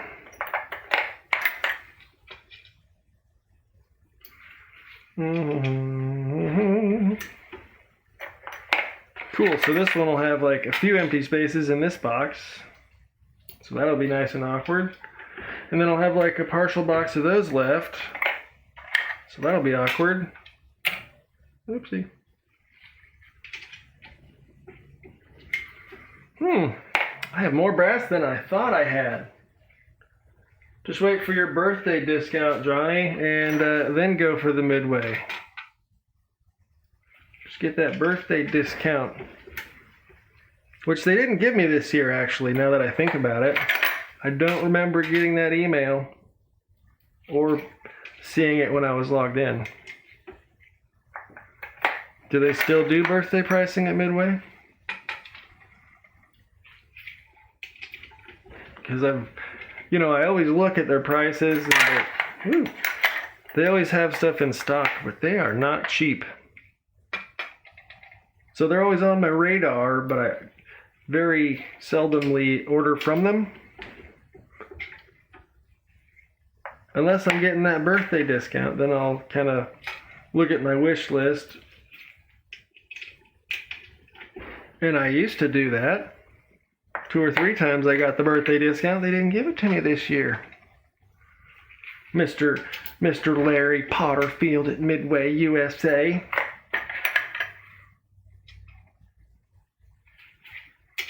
Maybe there were supply chain issues, so they quit giving birthday discounts.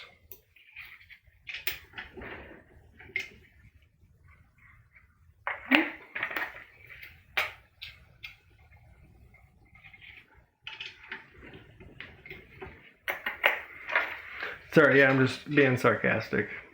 But they didn't give me the discount. Or I didn't see it available. Sorry. No,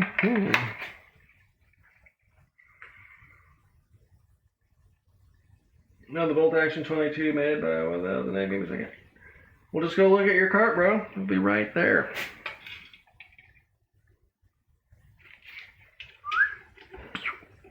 That one felt a little sloppy going in there. Alright, so Starline, we've got 138 pieces. Cool. Winchester was 155 pieces. Cool. And then I've got like maybe 50 pieces of Browning here. I guess we'll go ahead and load them up. And then these are like maybe Federal or Hornady or whatever didn't match anything else. Alright, yeah, we'll go ahead and do them. Might as well while we're here. Has anybody used the MagTech primers yet? They've been flooding the market for the past 2 months. And I grabbed a case of the small rifles and the small pistols, but I have not used them yet. I probably shouldn't have just thrown that cardboard thing away so I could put the remainder of those back. But I've got one there. We're good. No worries. No worries, man. These are the Browning head stamps, which are really ugly. They're just like a deer skull imprinted into it or something. You know, that ugly Browning logo. Oh, really? And that primer felt gross. Primer pocket. These are also from the range. Okay, yeah, that one felt better. Maybe a little further in there.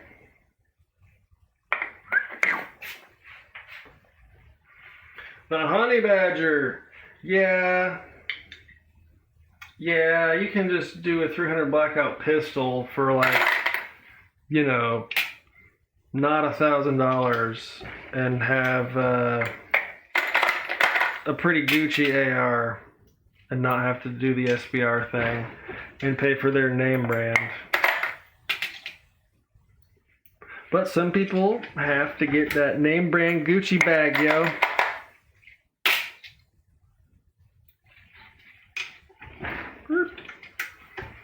Or maybe I'm thinking of a different Honey Badger. It's a 223 mag-fed bolt gun. That sounds insane.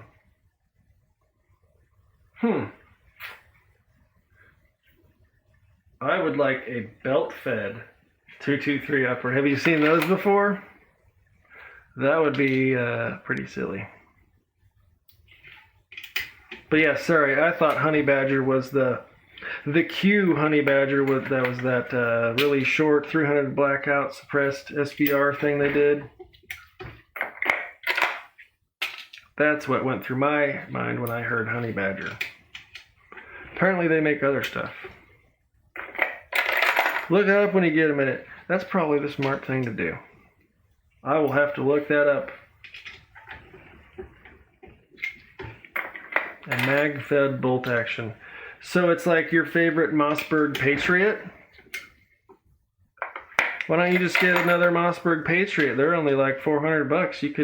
You could get, like 11 of them for the same price. I bet there's a dealer that would even give you a bulk discount. Oh, you want how many of these? Buy 10, get one free. No. No Mossberg Patriot for Johnny. I'd rather have a Ruger. See, I would probably also rather have a Ruger.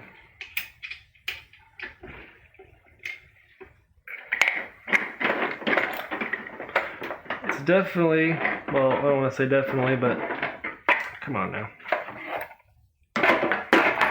I'm running out of space here, duh. Jesus.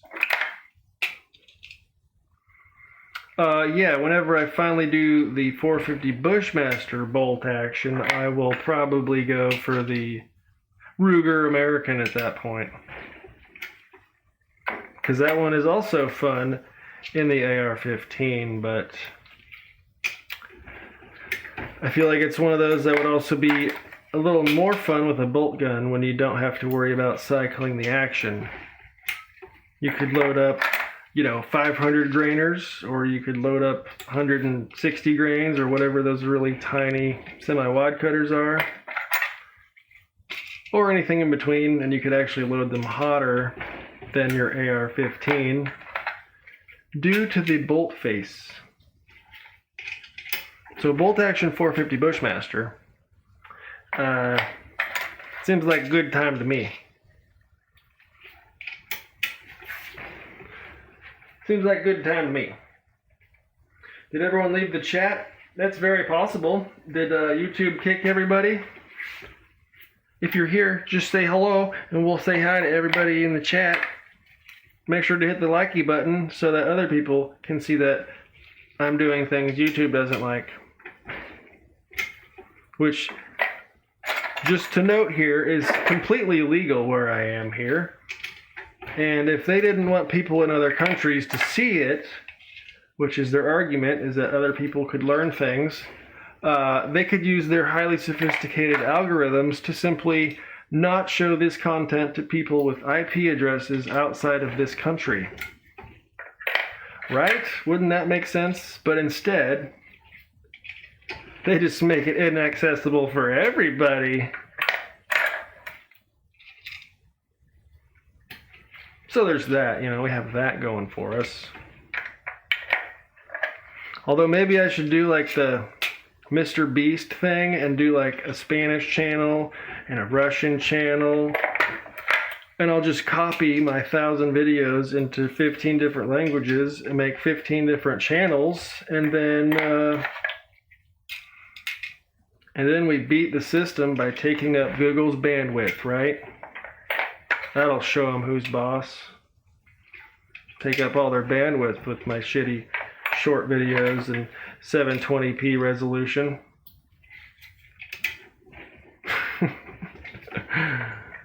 I do appreciate you guys hanging out though, even though I have this crappy potato webcam, or I'm just usually on my phone most of the time. So hopefully I provide either a little bit of entertainment or perhaps some education, because it's certainly not for the production quality. So I do appreciate you guys hanging out through all that fun stuff. Still here, but the eyes are getting heavy. Hey, all good, sir. Hello, honey. Appreciate you guys. Dude, I've owned two 223 bolt guns on both sides. The Ruger boat paddle and the Mossberg. Both had issues extracting, and the Ruger was a 1 in... Really? A 1 in 12? That's freaking... That's like old school. That's interesting. I saw an AR-15 barrel recently with a 1 in 12 twist, but I have not seen a modern production bolt action with a twist that slow. That's crazy. Huh. Might work well for the CMMG conversion kit, maybe. Because when I use that in my 1 in 7s, those things go freaking everywhere. Like a 2-foot group at 50 yards, maybe. Pretty disgusting, honestly. But then if I go out of a 1 in 9, it's, probably shrinks the group by a half. By half. So your 2-foot group turns into a 1-foot group. Because a 1 in 9 twist is still incredibly fast for a 22 long rifle. Oh boy, so there we have the mixed Browning. Only 37 of those, it looks like. We've got 4 Federals and 2 Hornadys left.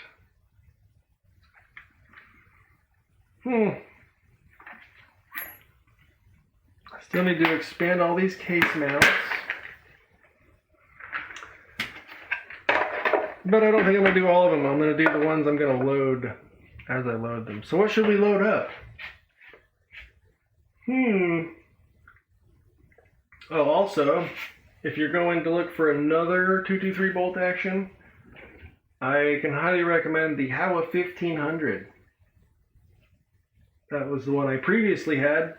Traded that for the, long story short, I don't have the Howa 1500 in 223 anymore, but that would put pretty much any 55 grain bullet into an inch or less at 100 yards. Like I had pulled, crappy pulled FMJ blems, whatever, mixed brass, mixed primers, loaded on a progressive press with whatever random powder charge. It would shoot those into an inch all day. Switch to the Hornady 55 grain soft points. Those are like 3/4 of an inch. With no woodwork up, I'm sure we could do a lot better if we tried, but straight out of the gate, I was quite impressed, and the bolt was super smooth. The trigger was like, wow, that's nice. But does it use AR mag? It does not. Are you looking for it to use an AR mag? Or you want it to not use an AR mag? Because the new Howas, I can't show you the whole gun because YouTube's silly, but the new Howas, they have detachable mags, so you can get 5 or 10 rounders for the Howa. Yes, sir, I need AR mags. Oh, man. You know, the Mossberg in 300 Blackout, if I use the 10 rounders, it's awesome. If I go up to a 30 rounder with 300 Blackout, it's so heavy and it just doesn't sit properly, so then it gets hard to feed. But if I stick with the 10s, it is of no issue. Alright, who wants to see me spill these primers trying to get them back in? Should be fun, right?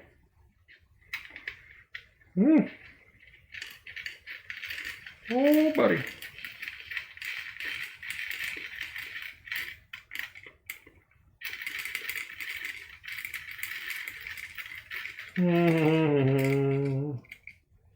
Nice. That one's okay. That's the box I need for these. Freaking dummy.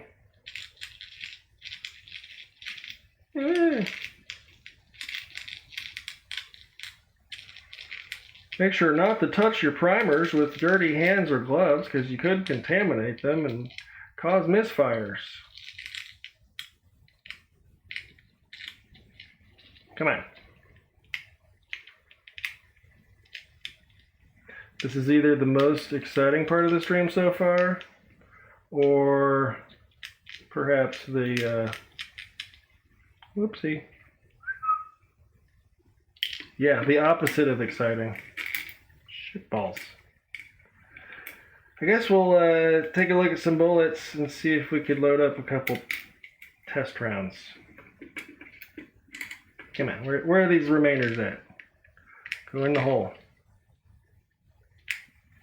You too good for your home ball?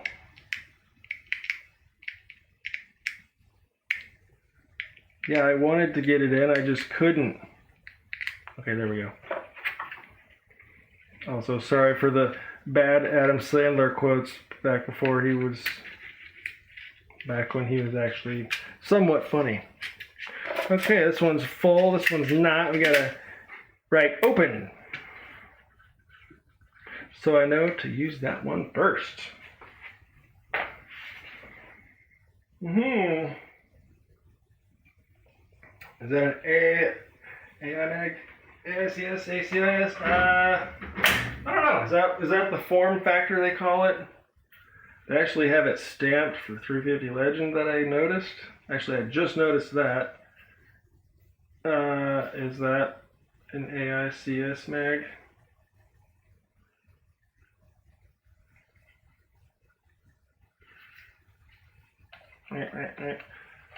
I'm sure the follower's fine because it's a single stack, but it seems like some cheap plastic right now. But yeah, I'm sure it's all good. But yeah, I should get a couple 10 rounders for the extended capacity. Extended capacity 10 rounders. All right, let's take a look at a couple of bullets here. I have to move crap. As you can tell, I'm a highly organized dummy. Everything is perfectly in order. What bullets? I guess it's really not that hard to pick. We have the V2 bullets. 170 grain Hornady or the 165 grain FTX. We also have a couple random Full Metal Jackets for 9mm, and what do we have here? Some cast things I need to try out.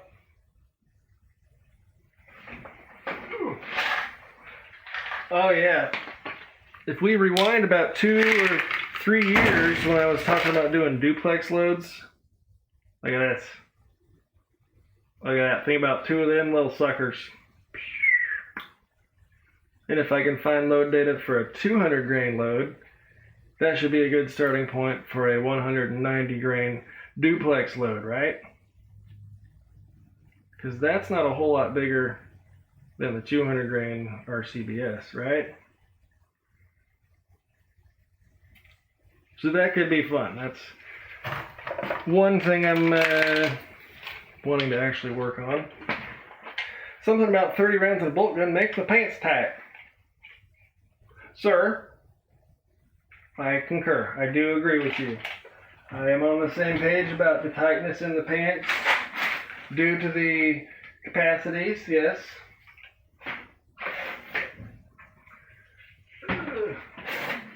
Then I've got some random, oopsie, I got some random Full Metal Jackets we can try.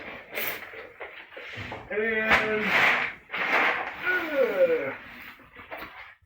these are those weird frangible ones I was talking about. These are these are 92 grains, but it's like a polymer copper matrix thing they call it. But they're super light and they just go pop and explode on your steel. It's supposed to be good at close ranges and whatever. They were cheap as hell, so these are also 355 diameter. So I could try those in a Legend. 2 grains of tie group or something. Have you seen the channel about all black powder? What's that dude? What's him called? What's he called? Everything Black Powder?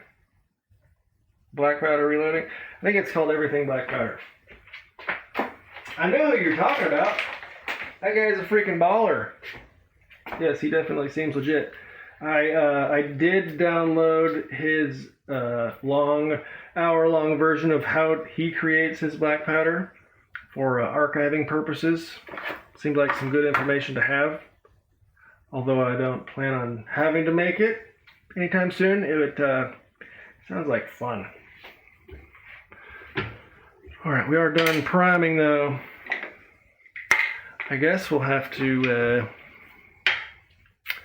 start doing some case mouth expansion.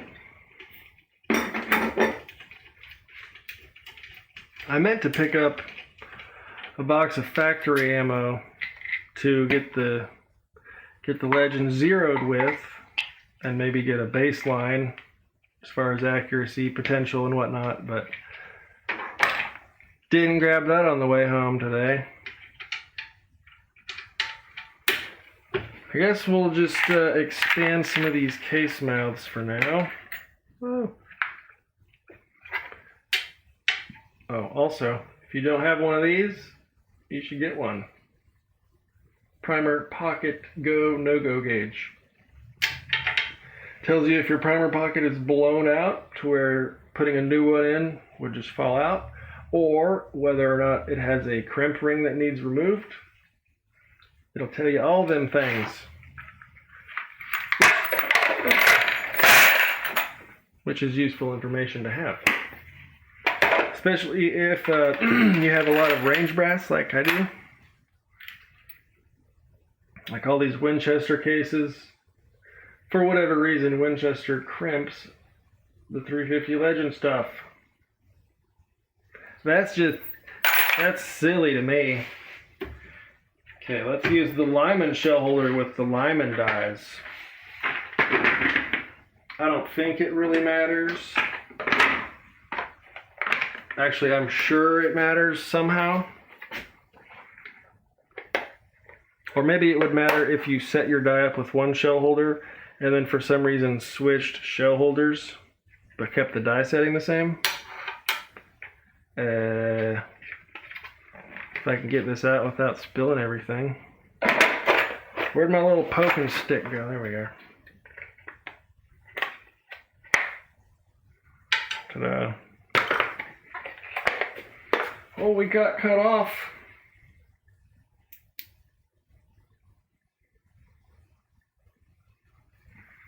Yeah, why did they do that? I don't know. Maybe because it, well, I bet, just a random guess, the tooling setup that they have, they just use the same, like half of the tooling for their 223 or blackout, and they just run the other case head through it as it primes through that step. I'm sure that they prime and crimp and then go on to the next step like that. So it probably goes through the same tooling that's already set up for crimping. If that makes sense, right? Mr. Luigi, have a good night, sir. Thanks for hanging out. And stay safe over there in Australia. Good night, mate. That was probably retarded. Sorry. Yeah, they probably either did it because it shared the tooling or because it's like, yeah, this works in your AR, and AR cartridges get crimped so they don't get backed out into your action or something. I don't know. Reloaded some 35 Remington for your buddy the other day, and the Winchester cases had crimped primer pockets. That's weird as hell. I also forgot to get the expanding die while I grabbed the, that's the cedar. I grabbed the shell holder, but not the die.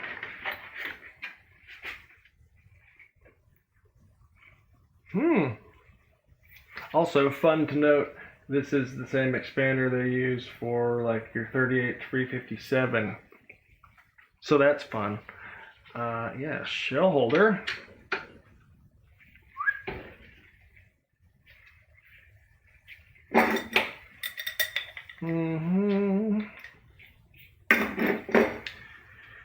Another reason I want these all to grow and stretch to the same trim length is because they're going to get expanded different amounts.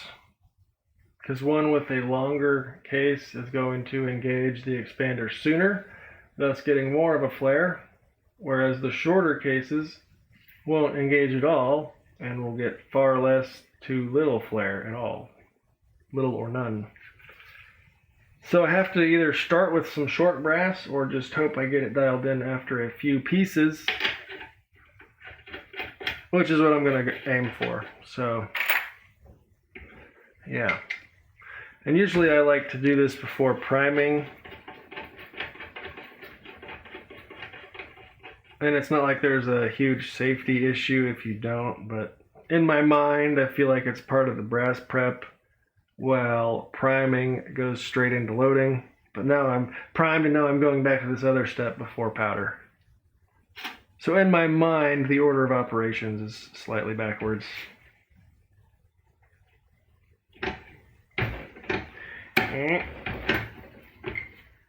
And so this is like, it is the Lyman M die. It not only flares the case, but it will eventually open up this entire little bit here to make a pocket for the bullet to sit into.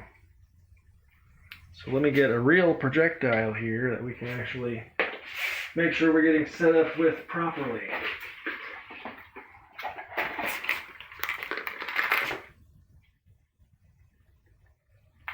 And by the way, don't these purdy? Hornady do make some fine bullets. And there's also something about that traditional soft point I really like, where everybody's like got them fancy glowy plastic tips. What the hell went wrong with soft point? They've been flying through the air and shooting groups for hundreds of years now, son. No, maybe a little over 100 years.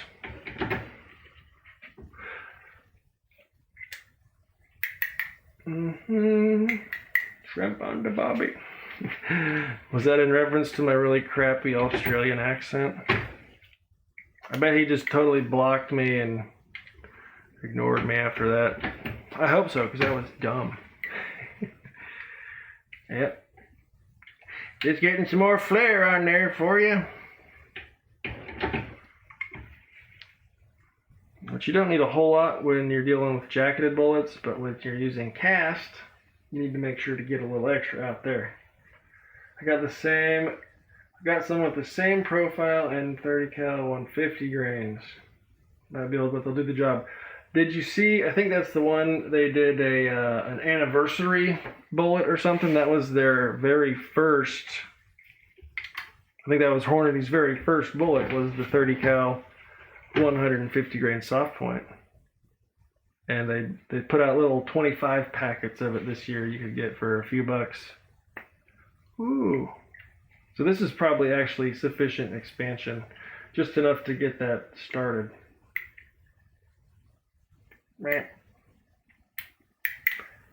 But I'm going to go just a little bit more, because like I said, if any of the case lengths are different, might not cover enough.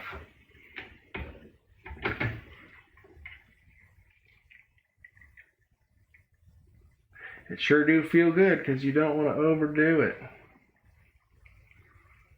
I'll just run a few and check them as I go. These probably won't fit in here though. Well, they'll be a little tighter as the mouth goes in there. Those look main delicious. Mr. Patriot Preacher, welcome aboard, sir. What are we loading tonight? Not sure if we're going to actually get to any loading, but we are working on some 350 Legend right now. We just primed up our brass. We are working with Winchester cases. We threw some Remington primers in there.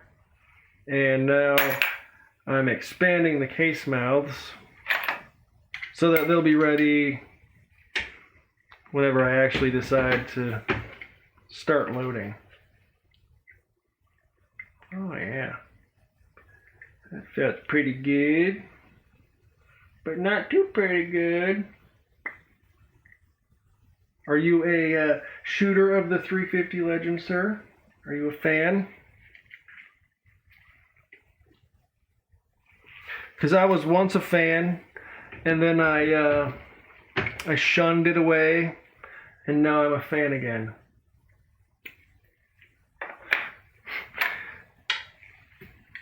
Kind of reminds me of that old Mitch Hedberg quote.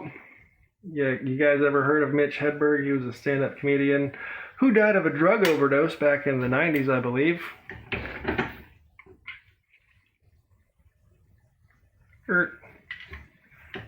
Okay, let me get these lock rings set so I quit changing my settings.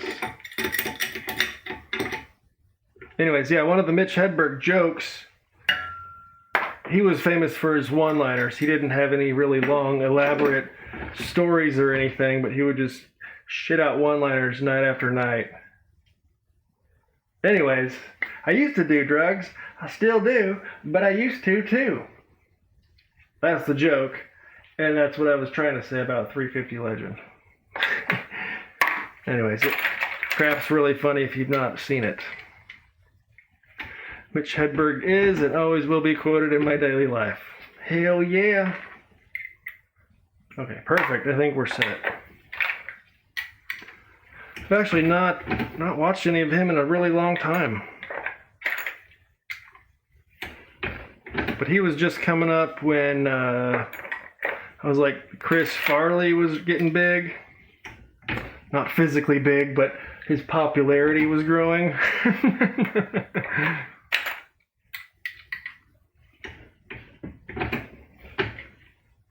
Anyways, check out Mitch Hedberg if you like stupid one-liners.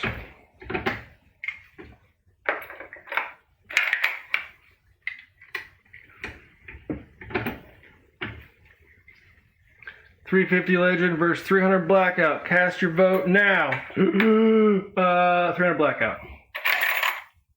300 Blackout for show. No questions asked. Even though we just got it. Oh. I like 35 Remington up here in northern Maine. So seeing 350 Legend and 360 Buckhammer interests you. Do you have, well obviously not, if you're using the 35 Remington, you obviously do not have any sort of straight wall restrictions, I take it? Oh yeah. Okay, so where we're set, you can barely see how it's got this little shelf kind of down to here where it's expanded the whole mouth of the case, not just flared the edge, but we have a pocket to set our projectile in. So that supposedly aids in concentricity and helps, evenly seating your bullets and reducing scraping of the jackets and so on and so forth. No straight wall restrictions. See, me neither. I have absolutely no use for this cartridge other than I want to eventually shoot cheap cast loads in my backyard for fun. So it's essentially a different shape 300 Blackout for me. Because I'm not hunting with them, I'm not shooting suppressed, I'm just going to be shooting low pressure cast loads within 50 to 75 yards at steel. So it'll do literally anything I need it to. And I can play around and do stupid crap like the duplex loads we mentioned. Or just something really heavy, or I want to actually do like 2 or 3 buckshot balls, 35 cal buckshot balls in there. That would be kind of fun to see what happens. Did we expand that one? We did now. Has anybody ever seen that? Buckshot loads? That could be fun. Or horribly catastrophic. I don't know. But I'm going to tell myself it'll be fun, and then we'll try it out someday. Also, while I was researching, the 200 grain Lee bullet, that's the copy of the RCBS, I ran across a thread, that same 200 grain bullet in 9mm out of a PCC with like 1.5 grains of something. That's not a lot of powder. Oh wow, see, this case must have been freaking really long. You can see the trumpet on it. Wow. Gross.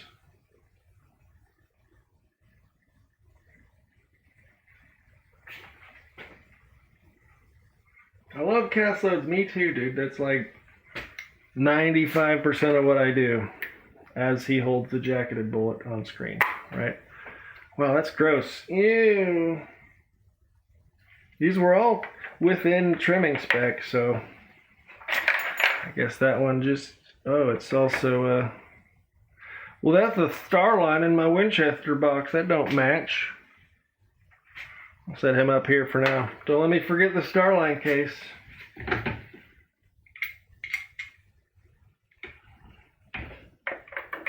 Weird. But yeah, I think I have some appropriately sized buckshot that we can try in this. I might have to run them into the 355 sizer die, but that might only knock it down a couple thousandths or so. So I don't want to make them ovular, but if I have to size them down to not deform the case, I will do that. Probably try and start with just 2 little balls and then add a third one if I can. And then whichever one's sitting up here, I'll leave like a little dome, kind of a round nose, so then only half of it will be seated, and then you'll have 2 maybe going this deep in the case, so there should be a little capacity left. We won't know until we get there. And I'll have to figure out which brass is the thinnest, because the thick brass obviously will probably cause chambering issues. But that should be fun to try out.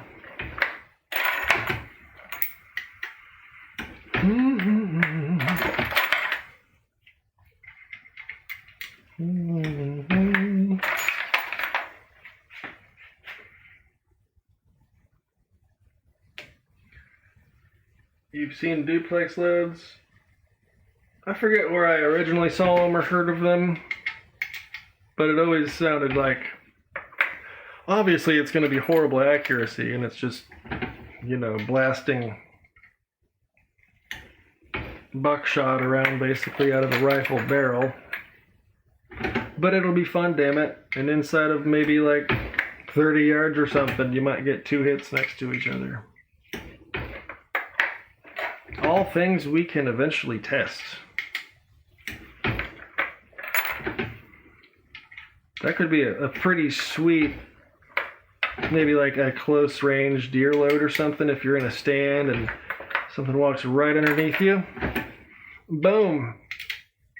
Triple round ball pellet to the back. Bambi ain't going nowhere. Except in my belly.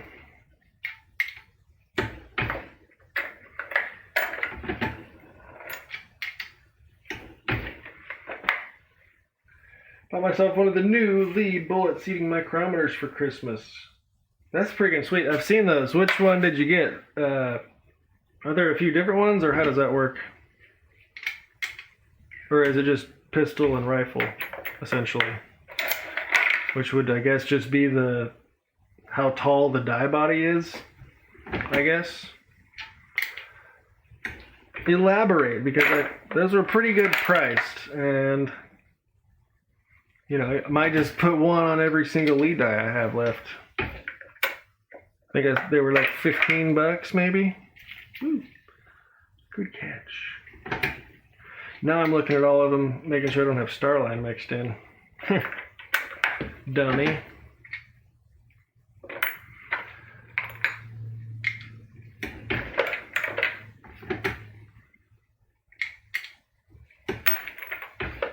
Yes, pistol, rifle, and large rifle for 35 caliber and above.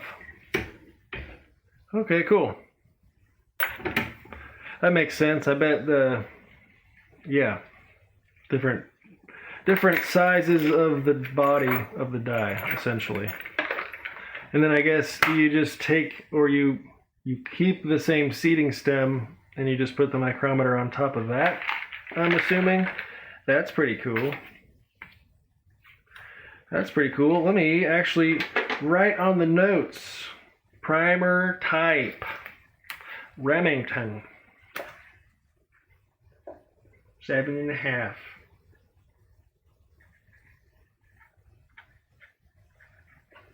I'm really bad about taking notes, so I might as well start taking notes.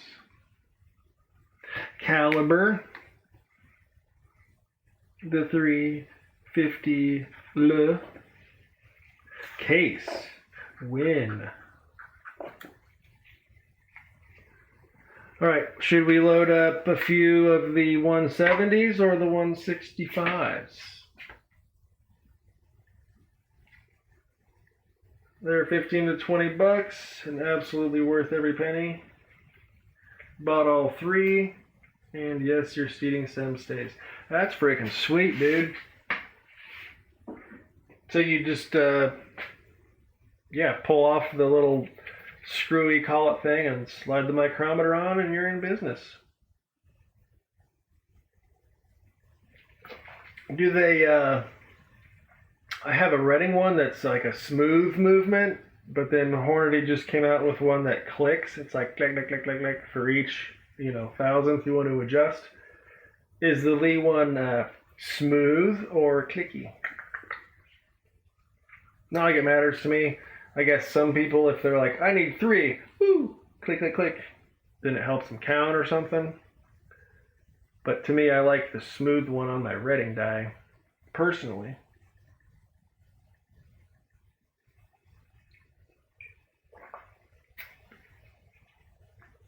They are smooth, no click.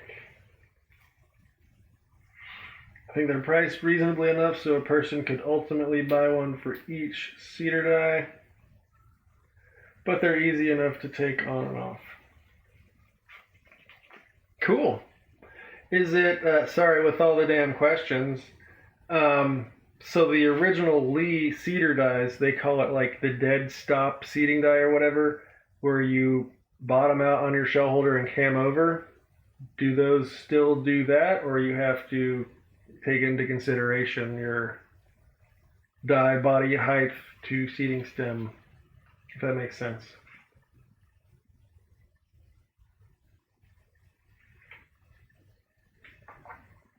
Oh wait, never mind, I'm an idiot. I just imagined you buy a different die with the micrometer. No, you put the micrometer on top of your existing die. Sorry, that's my misunderstanding. Have a very good feel. The marks are every thousandth clearly marked. That's pretty cool. I'll probably have to pick at least one up, because I'm pretty sure on my 223 tool head over there, I still use the Lee cedar. So I'll probably throw a mic on that one. We'll have to see. For 15 or 20 bucks, it's probably worth trying.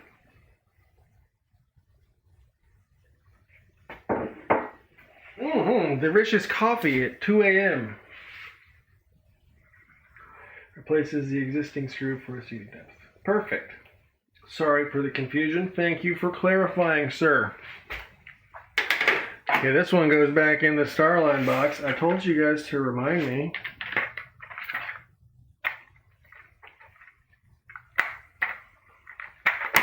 All right. Should we do a few 170s or some 165s?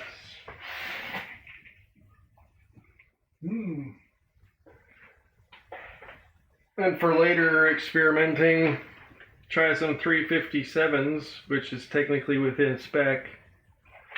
But I'm not going to jump into that just yet. Absolutely. Have a great night, everyone. Thanks for stopping in, brother. You have a good night as well. Man, okay, so I was just saying how I like the old soft point, but there's something about these new polymer tips that are just dang purty, man. Like, don't that purty some? Let's do it. We must compare the inanimate objects.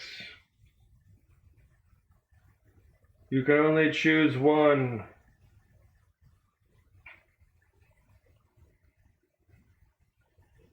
Thankfully, we can choose both, but not today.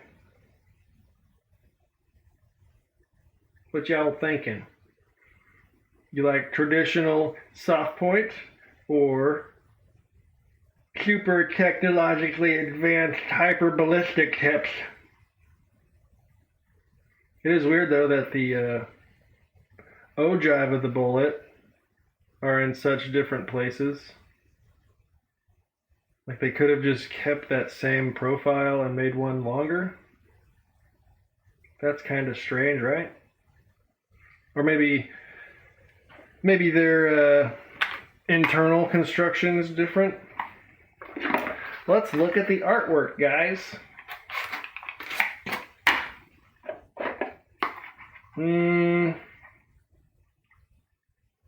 So obviously those aren't the bullets. They're this shape with these tips, and neither of them have a cantilever, so this doesn't help us at all.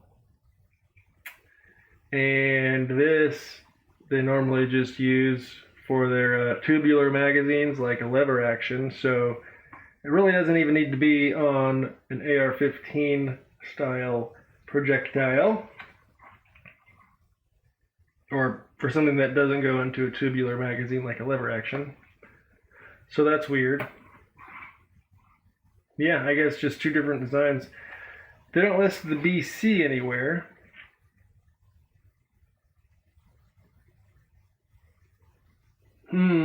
We've got a tapered jacket for deep penetration and controlled expansion. The aerodynamic secant ogive delivers flat trajectories and great accuracy.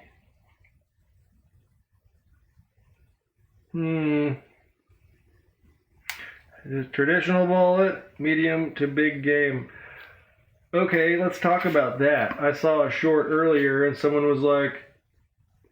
was making fun of somebody for saying that the 350 Legend is a suitable elk cartridge.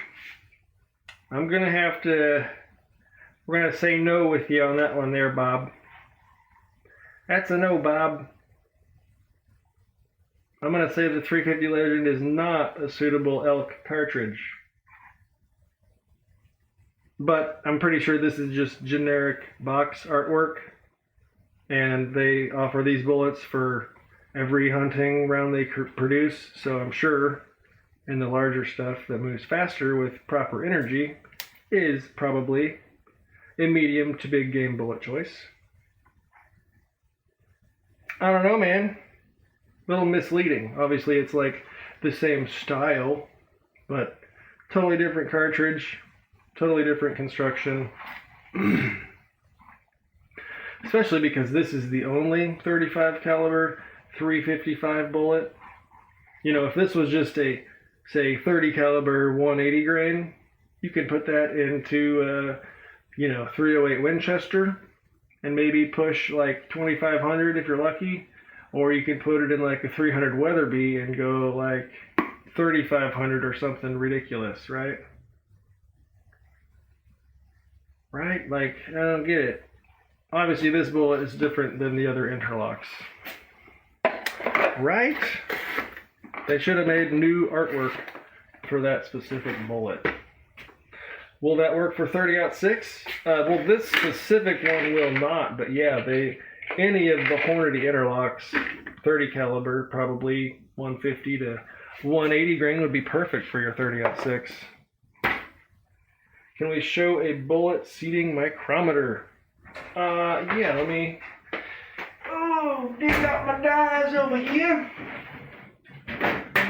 Oh, golly. Sorry. Mr. Thomas Moore, thanks for joining. Welcome aboard, glad to have you. And Mr. Brandon, bullet seating micrometer. This is not the Lee, this is the Redding one I was discussing. So as you can see, you can adjust by 1,000th at a time. You get 50 thousandths per revolution, and these don't really mean anything, it's just kind of a starting index point.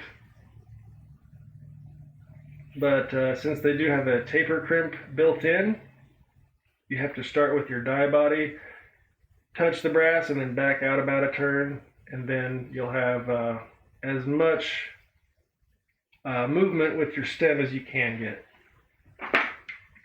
If that makes sense. I probably just rambled for nothing. That's cool, thank you. Hey, no problem. No problem, sure.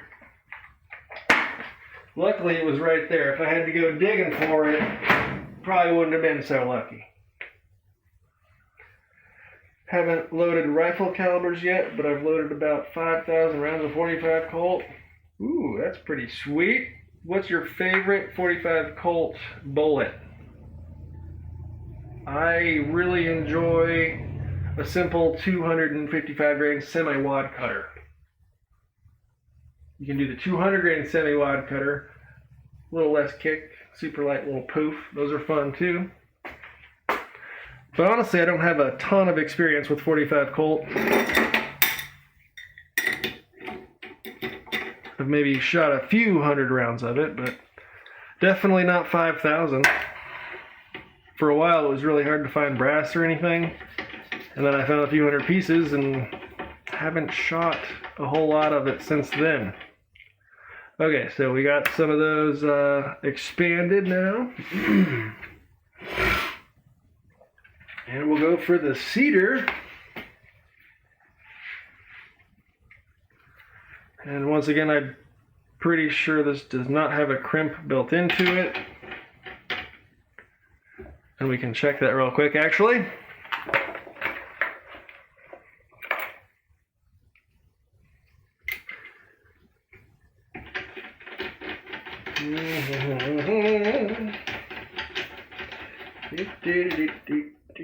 Okay, definitely touching the brass, but here we go.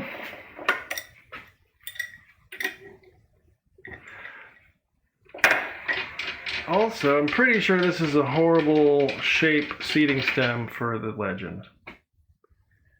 Alright. So just a deep abyssal cavern. I feel like it scratched the jacket of my bullets last time I did this, but I can't recall. 200 grain semi-wad cutter, 255 round nose flat point, and the Hornady 250 XTP. Nice! Starting to play around with the Ruger only loads for your Rossi R92. Man, I would love a lever gun in 45 Colt, or even 454 Casull, and then, well, depending on the length I can get the bullets to seat at, to feed properly, you could shoot 45 Colt out of it.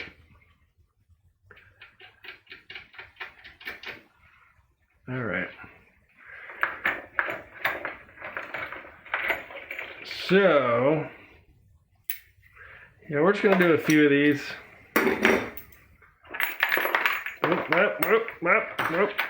Have any of you guys loaded the 350 before? We've got a new crowd here. I'm thinking of either H110 or Little Gun. What do you guys think? I'm quite the fan of H110. Son of a gun. Here, how about we try a loading block? So we can stand our cases up just like that. Wow, that's nice. I could probably clean some of this crap up.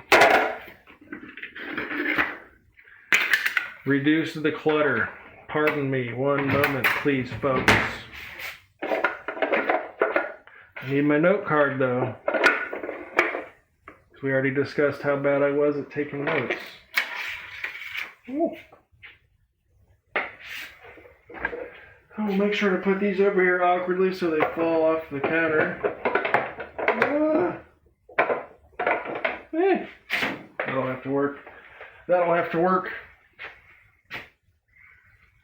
Haven't had any issues with the Rossi. Dang, 5,500 rounds through it without issues. That is awesome. Is it actually chambered for 45 Colt, or is it like a 454 or a 460? And you just happen to shoot 45 Colt through it. But either way, 5,500 rounds, that's a lot. Come here. All right, looks like I've got 8 rounds to load. let's just try the one that's, yeah, okay. We got more of these. We'll do that. Make it easy. Got a few more of those. It's chambered for 45 Colt. Cool.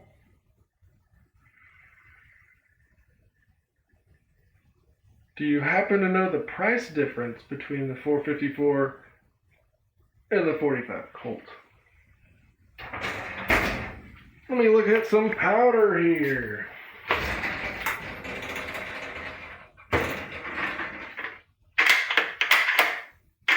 Taking powder suggestions, should we do the H110 or Little Gun?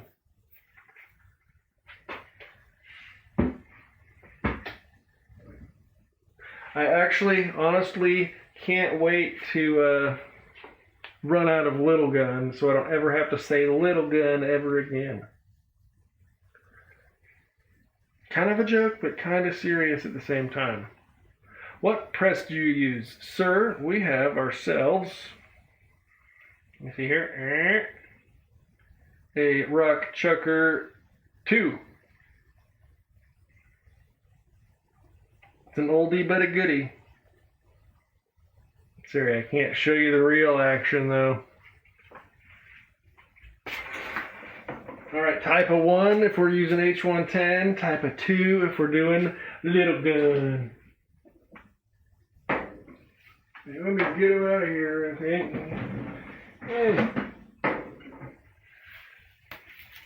Yeah. Type 1 for H110, type 2 for Little Gun. I honestly want to use this up so I run out of it. It's been decided unless someone can persuade me otherwise. 2! Brandon says 2. Good choice. Good choice. We're all on the same page here. Okay. Now if I could only locate this handy dandy reloading manual. Is it even in the lead book? I forget. 340 Winchester, 357 Magnum, 35 Remington, 350 Rem Mag. Well, shoot, let me get my Hornady manual.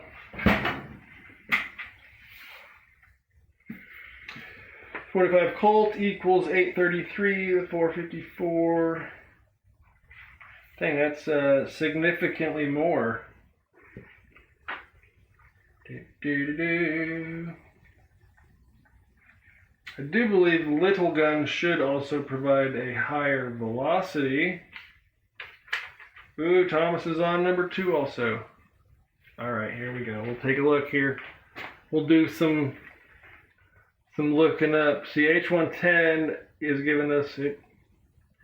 H110's maxing out at 26 grains at 2250, whereas Little Gun goes up to 27.6 grains with 2300 feet per second. And it's actually the same data for both bullets, even though they're a different weight. They're pretty much like 2.5% difference in weight, which is probably not enough to matter. As long as you start low and work up, like you've heard before, right? I do have, yeah, we could also try Vitavori one day. We can try the 2400 and Enforcer. So we have some other options for some other time in the future. But for now, let me write it down. Little Gun maxes out 27.6. 27.6, 27.6, 27.6.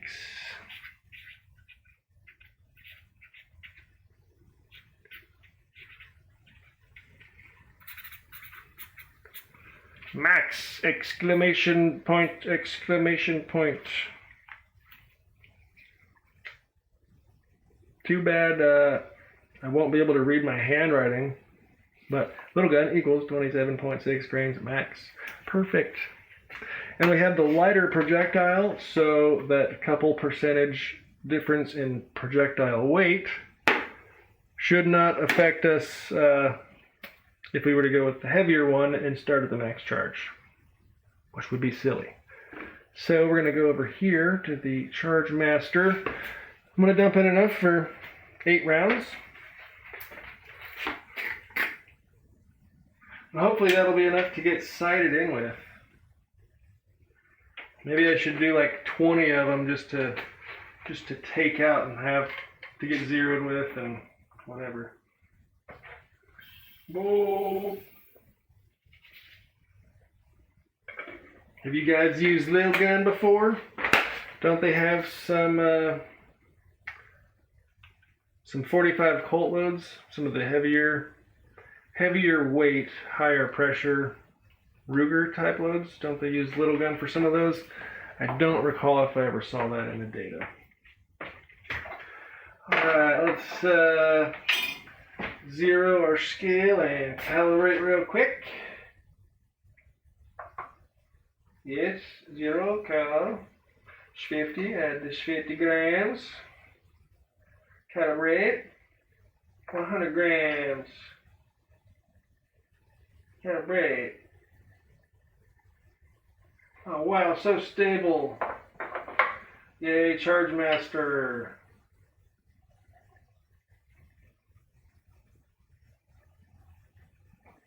Okay, 0 with the pan. And I'm definitely not going to use that maximum charge of 27.6.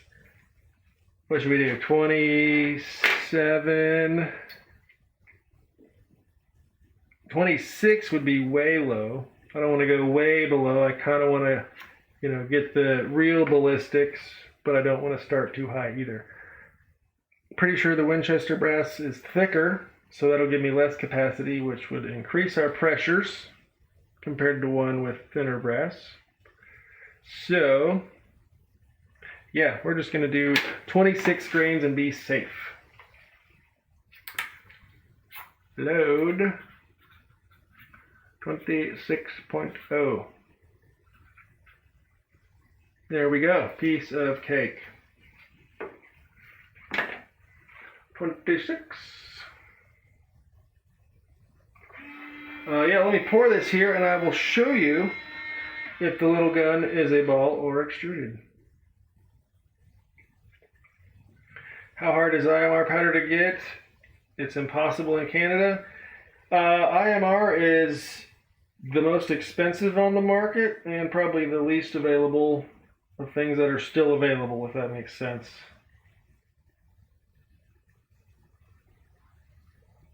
Ooh, perfect. 26 grains. Good job, Charge Master. It is, in fact, a really tiny, flattened, flaky ball powder.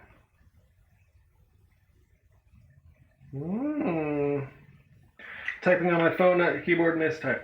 All good, brother. I understand. Ooh, set that there. Don't spill it. I need a funnel. Dum didn't get the funnel out. Also, if you guys have been looking for a funnel kit and you're like, man, that Area 419 shit's way too expensive. This thing's like 20 or 30 bucks, the Frankfurt Arsenal kit. And you get one funnel, but you get these different size bases depending on your diameter. Totally awesome. You can see how there's some powder dust residue kind of built up. No static clinging annoyingness or anything like that. So you just insert your proper diameter fitting. There we go. And it says 350 plus. This is probably the worst one to use an example for because it's beveled. But say, this 277 diameter has a square shoulder or a ledge there. So that sits right on the case mouth. Kind of balances itself. Whereas this one is larger. And if I'm going bigger than 35, I just take it off, and then this will fit on my Bushmaster or 45, whatever, larger stuff. So, yeah. Load one up here, and we'll check our case fill. Trying to juggle all this stuff. Get this pouring our next charge real quick.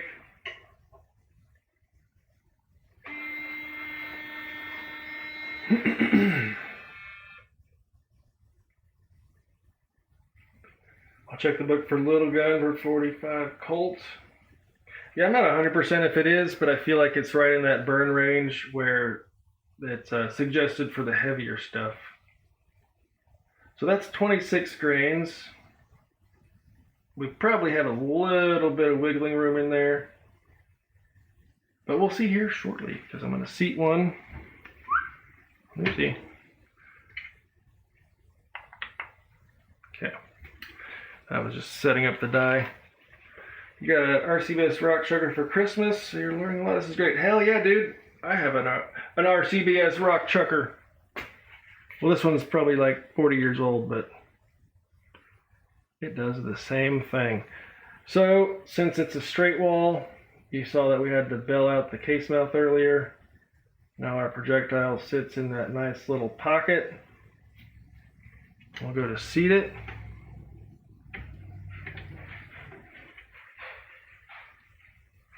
And eventually I'm going to get a modified case so I can use the overall length gauge and just see how far out we can actually seat these.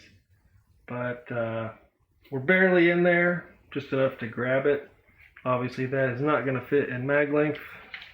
So we've got a lot to do here coming down, and I need to find my calipers. Where did I put that? Oh. Always have your tools handy there, folks. H110 is very popular for Ruger only loads and little gun. I knew H110 was. That's one of the magnum handgun powders, if you will. Alright. I'm just guessing these need to be 2.25 to be AR mag length. So we're quite a bit longer there. See, if I had a micrometer, you could do some math and then dial it in pretty much to the thousandth.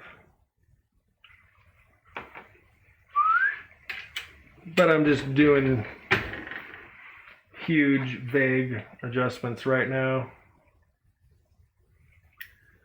2, 3, getting closer.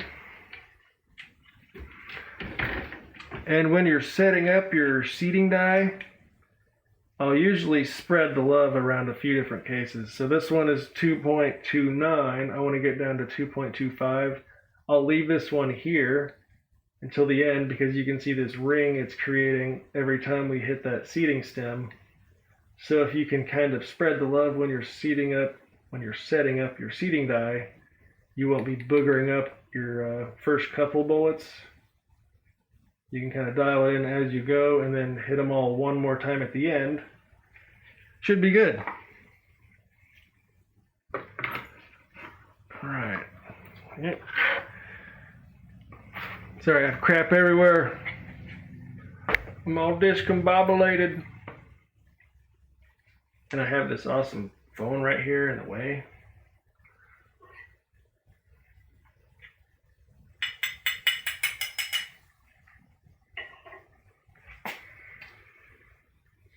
Same with long shot and tight group. Tight group is pretty much great for every single thing you don't need to cycle in a semi-auto.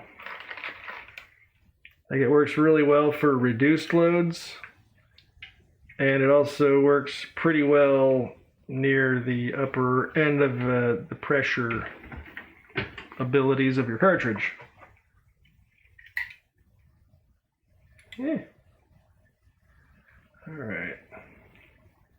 So I didn't move at all. You can see we're still at 2.29. And we want to get to 2.25. I probably just turned too much. Let's back out a bit.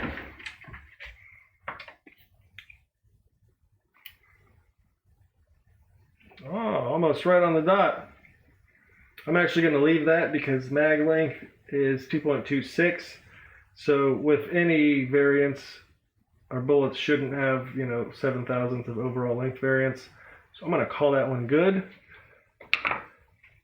And we'll touch up the first one real quick. See how close it looks.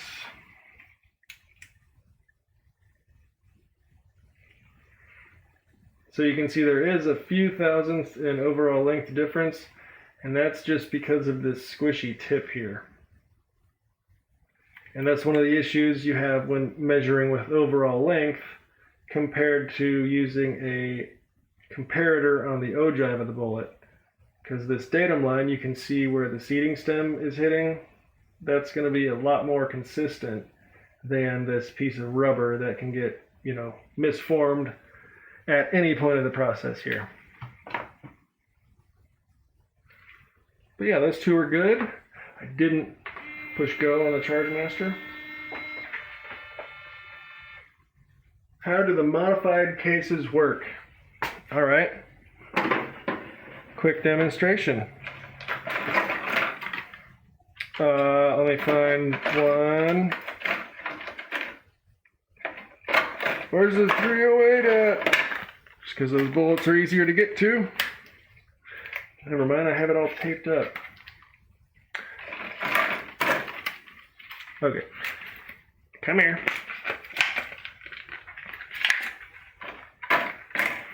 So, modified case. Let me grab a bullet real quick.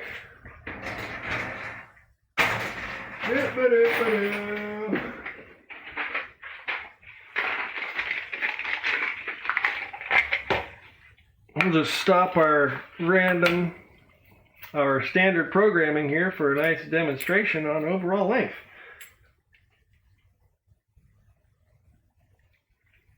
All right, so we have a modified case here. The neck is 1/1000th over the bullet diameter. You have the comparator tool, or rather the other end of the modified case. It's a stick that goes through here I can't get to right now. And what that'll do is allow you to push on the bottom of this bullet here. And what you're going to do is chamber this into your rifle. You take out your bolt and you push this up to where it starts head spacing on the shoulder. And then you push the bullet forward as far as it'll go and touch your rifling. And then you lock this mechanism back here to maintain that length. And then you'll see, this is your new maximum overall length before you're jamming into your rifling. So you can take an overall length measurement of that, and then you want to get a comparator measurement as well from the cartridge base to the ogive. Again, that's more consistent than an overall length measurement, where you could have inconsistencies with this hollow point or those plastic tips, for instance. So what that allows you to do, again, find your maximum overall length before you jam the rifling. And what that allows you to do is work backwards, doing seating depth tests to figure out where a nice accuracy node might potentially be. You can jump in like 10,000th increments going back. Some people go in like 3,000th increments, 2,000th increments. Sometimes you'll start, and if you find one little node, you'll go up a few thousandths under it, or you'll go above it a few thousandths, and you'll go under it a few thousandths. So then you can kind of find a window, and hopefully, as your throat erodes, you can lengthen your bullet back out to maintain that same distance from your rifling. Hopefully that made just a small amount of sense. But I'm kind of a dummy, not the biggest into the precision realm, so I probably misspoke, but that's the gist of it.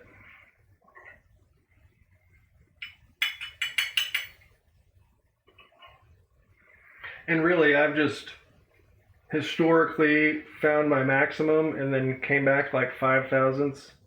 And if that shoots pretty well, then perfect. It'll chamber, it won't get it stuck, and it'll shoot a decent group for me.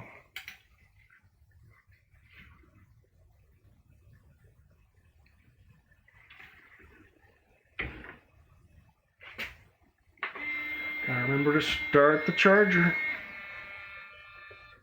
So remember, we did flare these out. We will have to come back and do a final crimp to remove any of that flare. But we'll check our overall length. And it's right back at the 225 like we wanted. And to demonstrate that it might not chamber, yeah, see how we're not fitting in the case gauge because that case mouth is slightly expanded before it hits where our headspace is. So we'll come back after we get all these done and I'll show you what the crimp will do.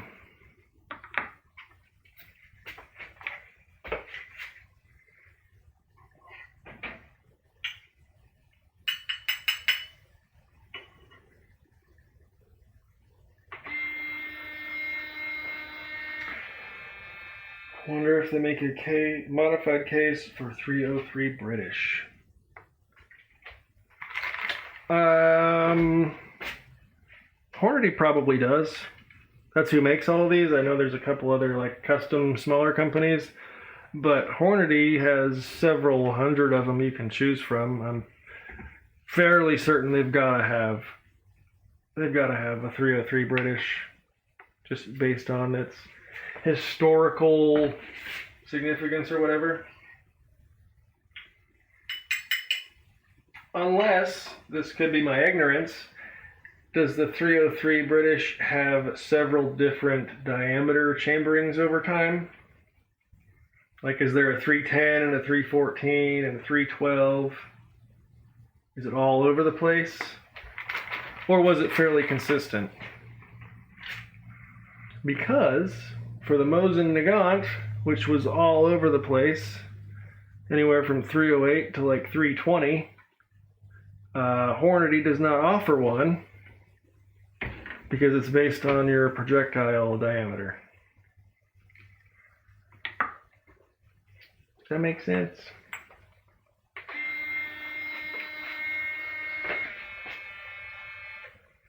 So I say, yeah, they probably do, but if it's the same case as like the Mosin, then they will probably not if the neck diameter varies between the different versions of it and history and all that fun stuff.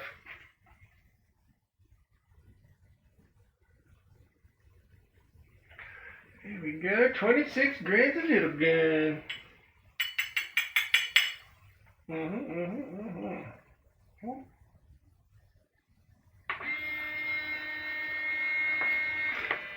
And at first, not at first, but when I was beginning to reload, you know, the modified case is definitely not required. But if you're running a bolt action and you can play around with it, it's definitely something that's worth playing around with. Now, if you're just feeding your AR, then, you know, you're stuck at mag length. So there's not much you can do other than start at mag length and you can work back a little bit. But even then, you're going to run out of, you know, bullet bearing surface before you seat too deeply. So there's that issue as well. So you can see if we're forced to start at mag length, which is what we're at, we only have this much room before that ogive starts getting stuffed into the case to move backwards. So, you know, if you're in an AR, a semi-auto, you have less options to play with your seating depth due to the mag length restriction. Nope, 311, same as 760 by 39. Well, that's good. That's nice and consistent. Because the dang Mosin is all over the place, and the one I have, I still haven't slugged, but it's apparently a very large diameter.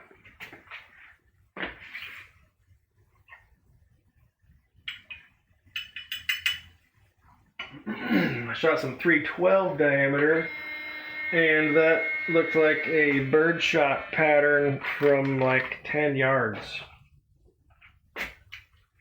Not impressive. but I just need to slug it and figure out what the real diameter is. Because it has rifling, it's got a Mosin nice throat in it and all that, so it's not totally trash and rusted out, so it should work.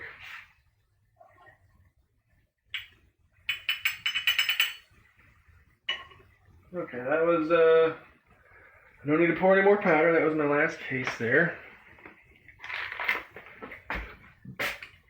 Yeah, so maybe these 9 will be enough to get zeroed in. Get on the paper.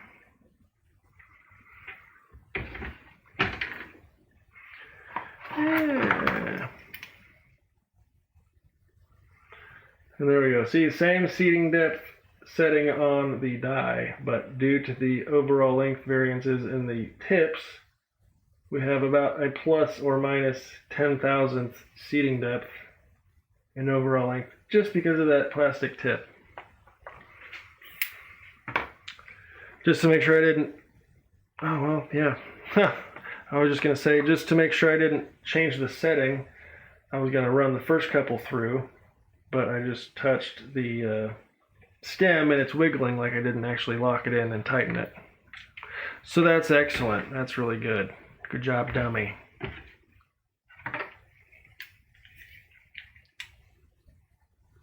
Okay. And an easy way to do that is with your case and bullet and everything ran up in the die. Use that to hold your die while you barely snug it up with your wrench. Okay, I'm going to hit these real quick and then we'll come back to do a final crimping.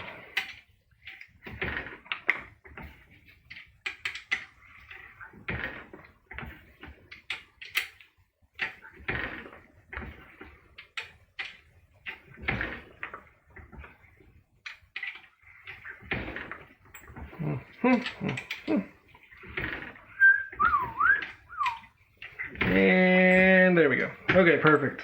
Let me put this crap away before we get to the crimping.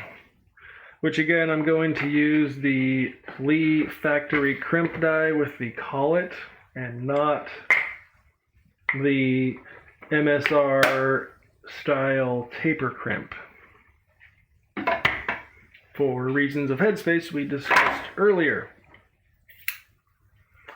Okay, so once again, just a quick demonstration of why we need to crimp. Those case mouths are opened up, thus not allowing to chamber. So we have to squeeze that case back down, not into the bullet, not, squeezing the jacket, nothing like that, just enough to close the flare up so that we can chamber properly. And with that, I prefer the Lee Collet Factory Crimp Die. After I get the seating die back out.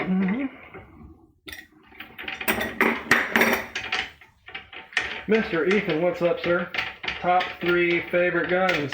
I really like my one AR-15, and then I really like my other AR-15, and I really like my new backpack AR-15 too. That one's really fun. And then I really like, well, less than the backpack gun, I really am enjoying the new to me CMMG 22 LR conversion kit. So that one's fun. It's cheaper, but really dirty, right? 22 LR's dirty. No one ever told me how dirty that stuff was. But it's apparently dirty. Squeezing the neck. Right, so with most rifle cartridges that actually have a bottleneck, let me grab something else here for demonstration here.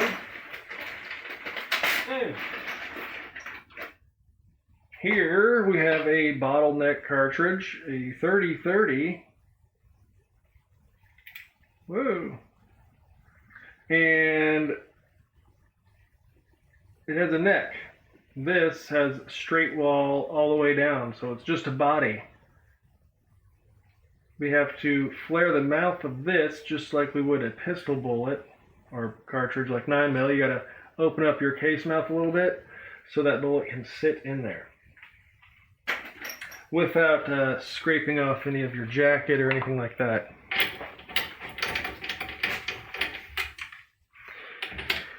All right.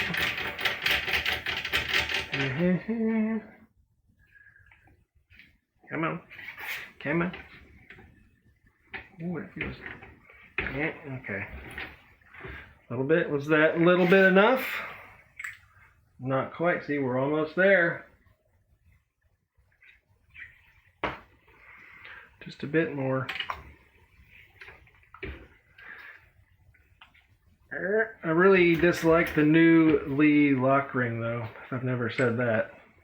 Oh, it's so close. It didn't plunk and it's barely sticking. So close. One more little...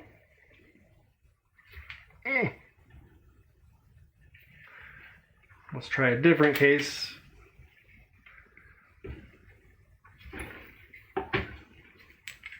Oh yeah, did you hear it? Gauge is probably dirty, but yeah, it falls right in. Plunk, that's the plunking sound.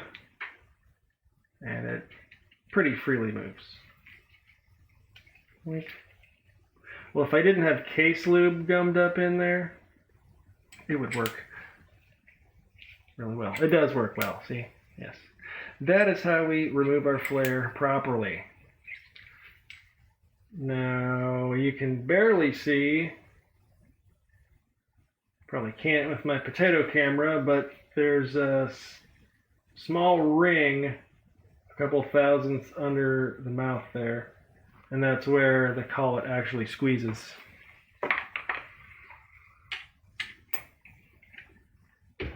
Make sure I get my lock ring set. Oh yeah. Very nice. And I actually, this is an ammo checker versus the case length gauge. So these are essentially at this step doing the same test, but I use this one to make sure the overall length of the case, because it has this little shelf to measure. I use that when I'm setting up my when I'm prepping my brass. I like to use this to make sure it is in the proper spec. This one is meant to check your ammo that it will chamber. This one also checks your ammo, but yeah. Long story short, redundant tools. Except this one's better at both brass prep and checking at the end. And it's the minimum tightest spec you can get too, so a little bit tighter than just the ammo checker.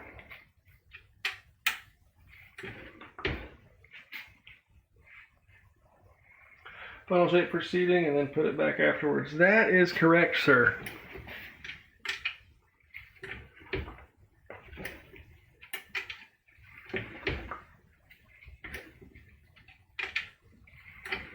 Spot check. Oh yeah.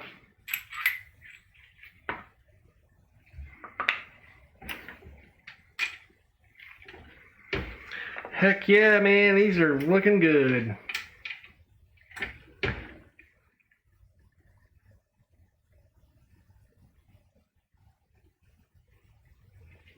Oh yeah. There we are. Right in and right out. Let's actually see how these fit in the magazine. How many can we get in here? 1, 2, 3, 4. Is this a dang 10 rounder? Holy moly, boys. Ooh. No, it's about 6 or 7 or 8 maybe. It is plastic, so the feed lips are starting to kind of spread out, but it looks like, what is that? A loaded 9. I've got 2 in my hand, so that's 7 plus 1. I don't think that's what it's designed for, but that's pretty cool. Mm-hmm. Wow. I bet the 10 rounders can probably hold 12 or 15 then. Wow. High capacity right there, brothers. Yeah, and you can't go straight down. You gotta come in and go back. Okay. Yeah, I'll leave those there for a second. I can't show you on the tubes, but we're gonna try and cycle one.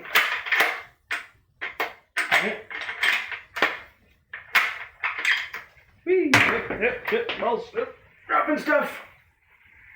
Only slightly awkward, but this is human error. I've never ran around through this before. Yeah. Nice. Nice.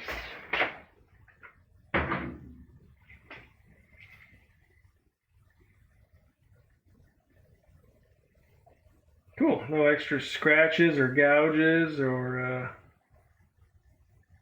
yeah, maybe a little booger there from that feed ramp.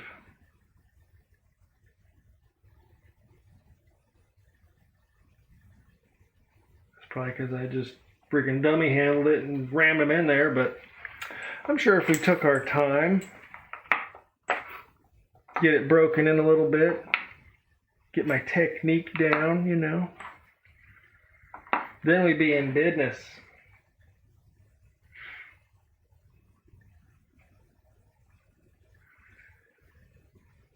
Also, I just picked up the Lee hand press so I can load in the winter.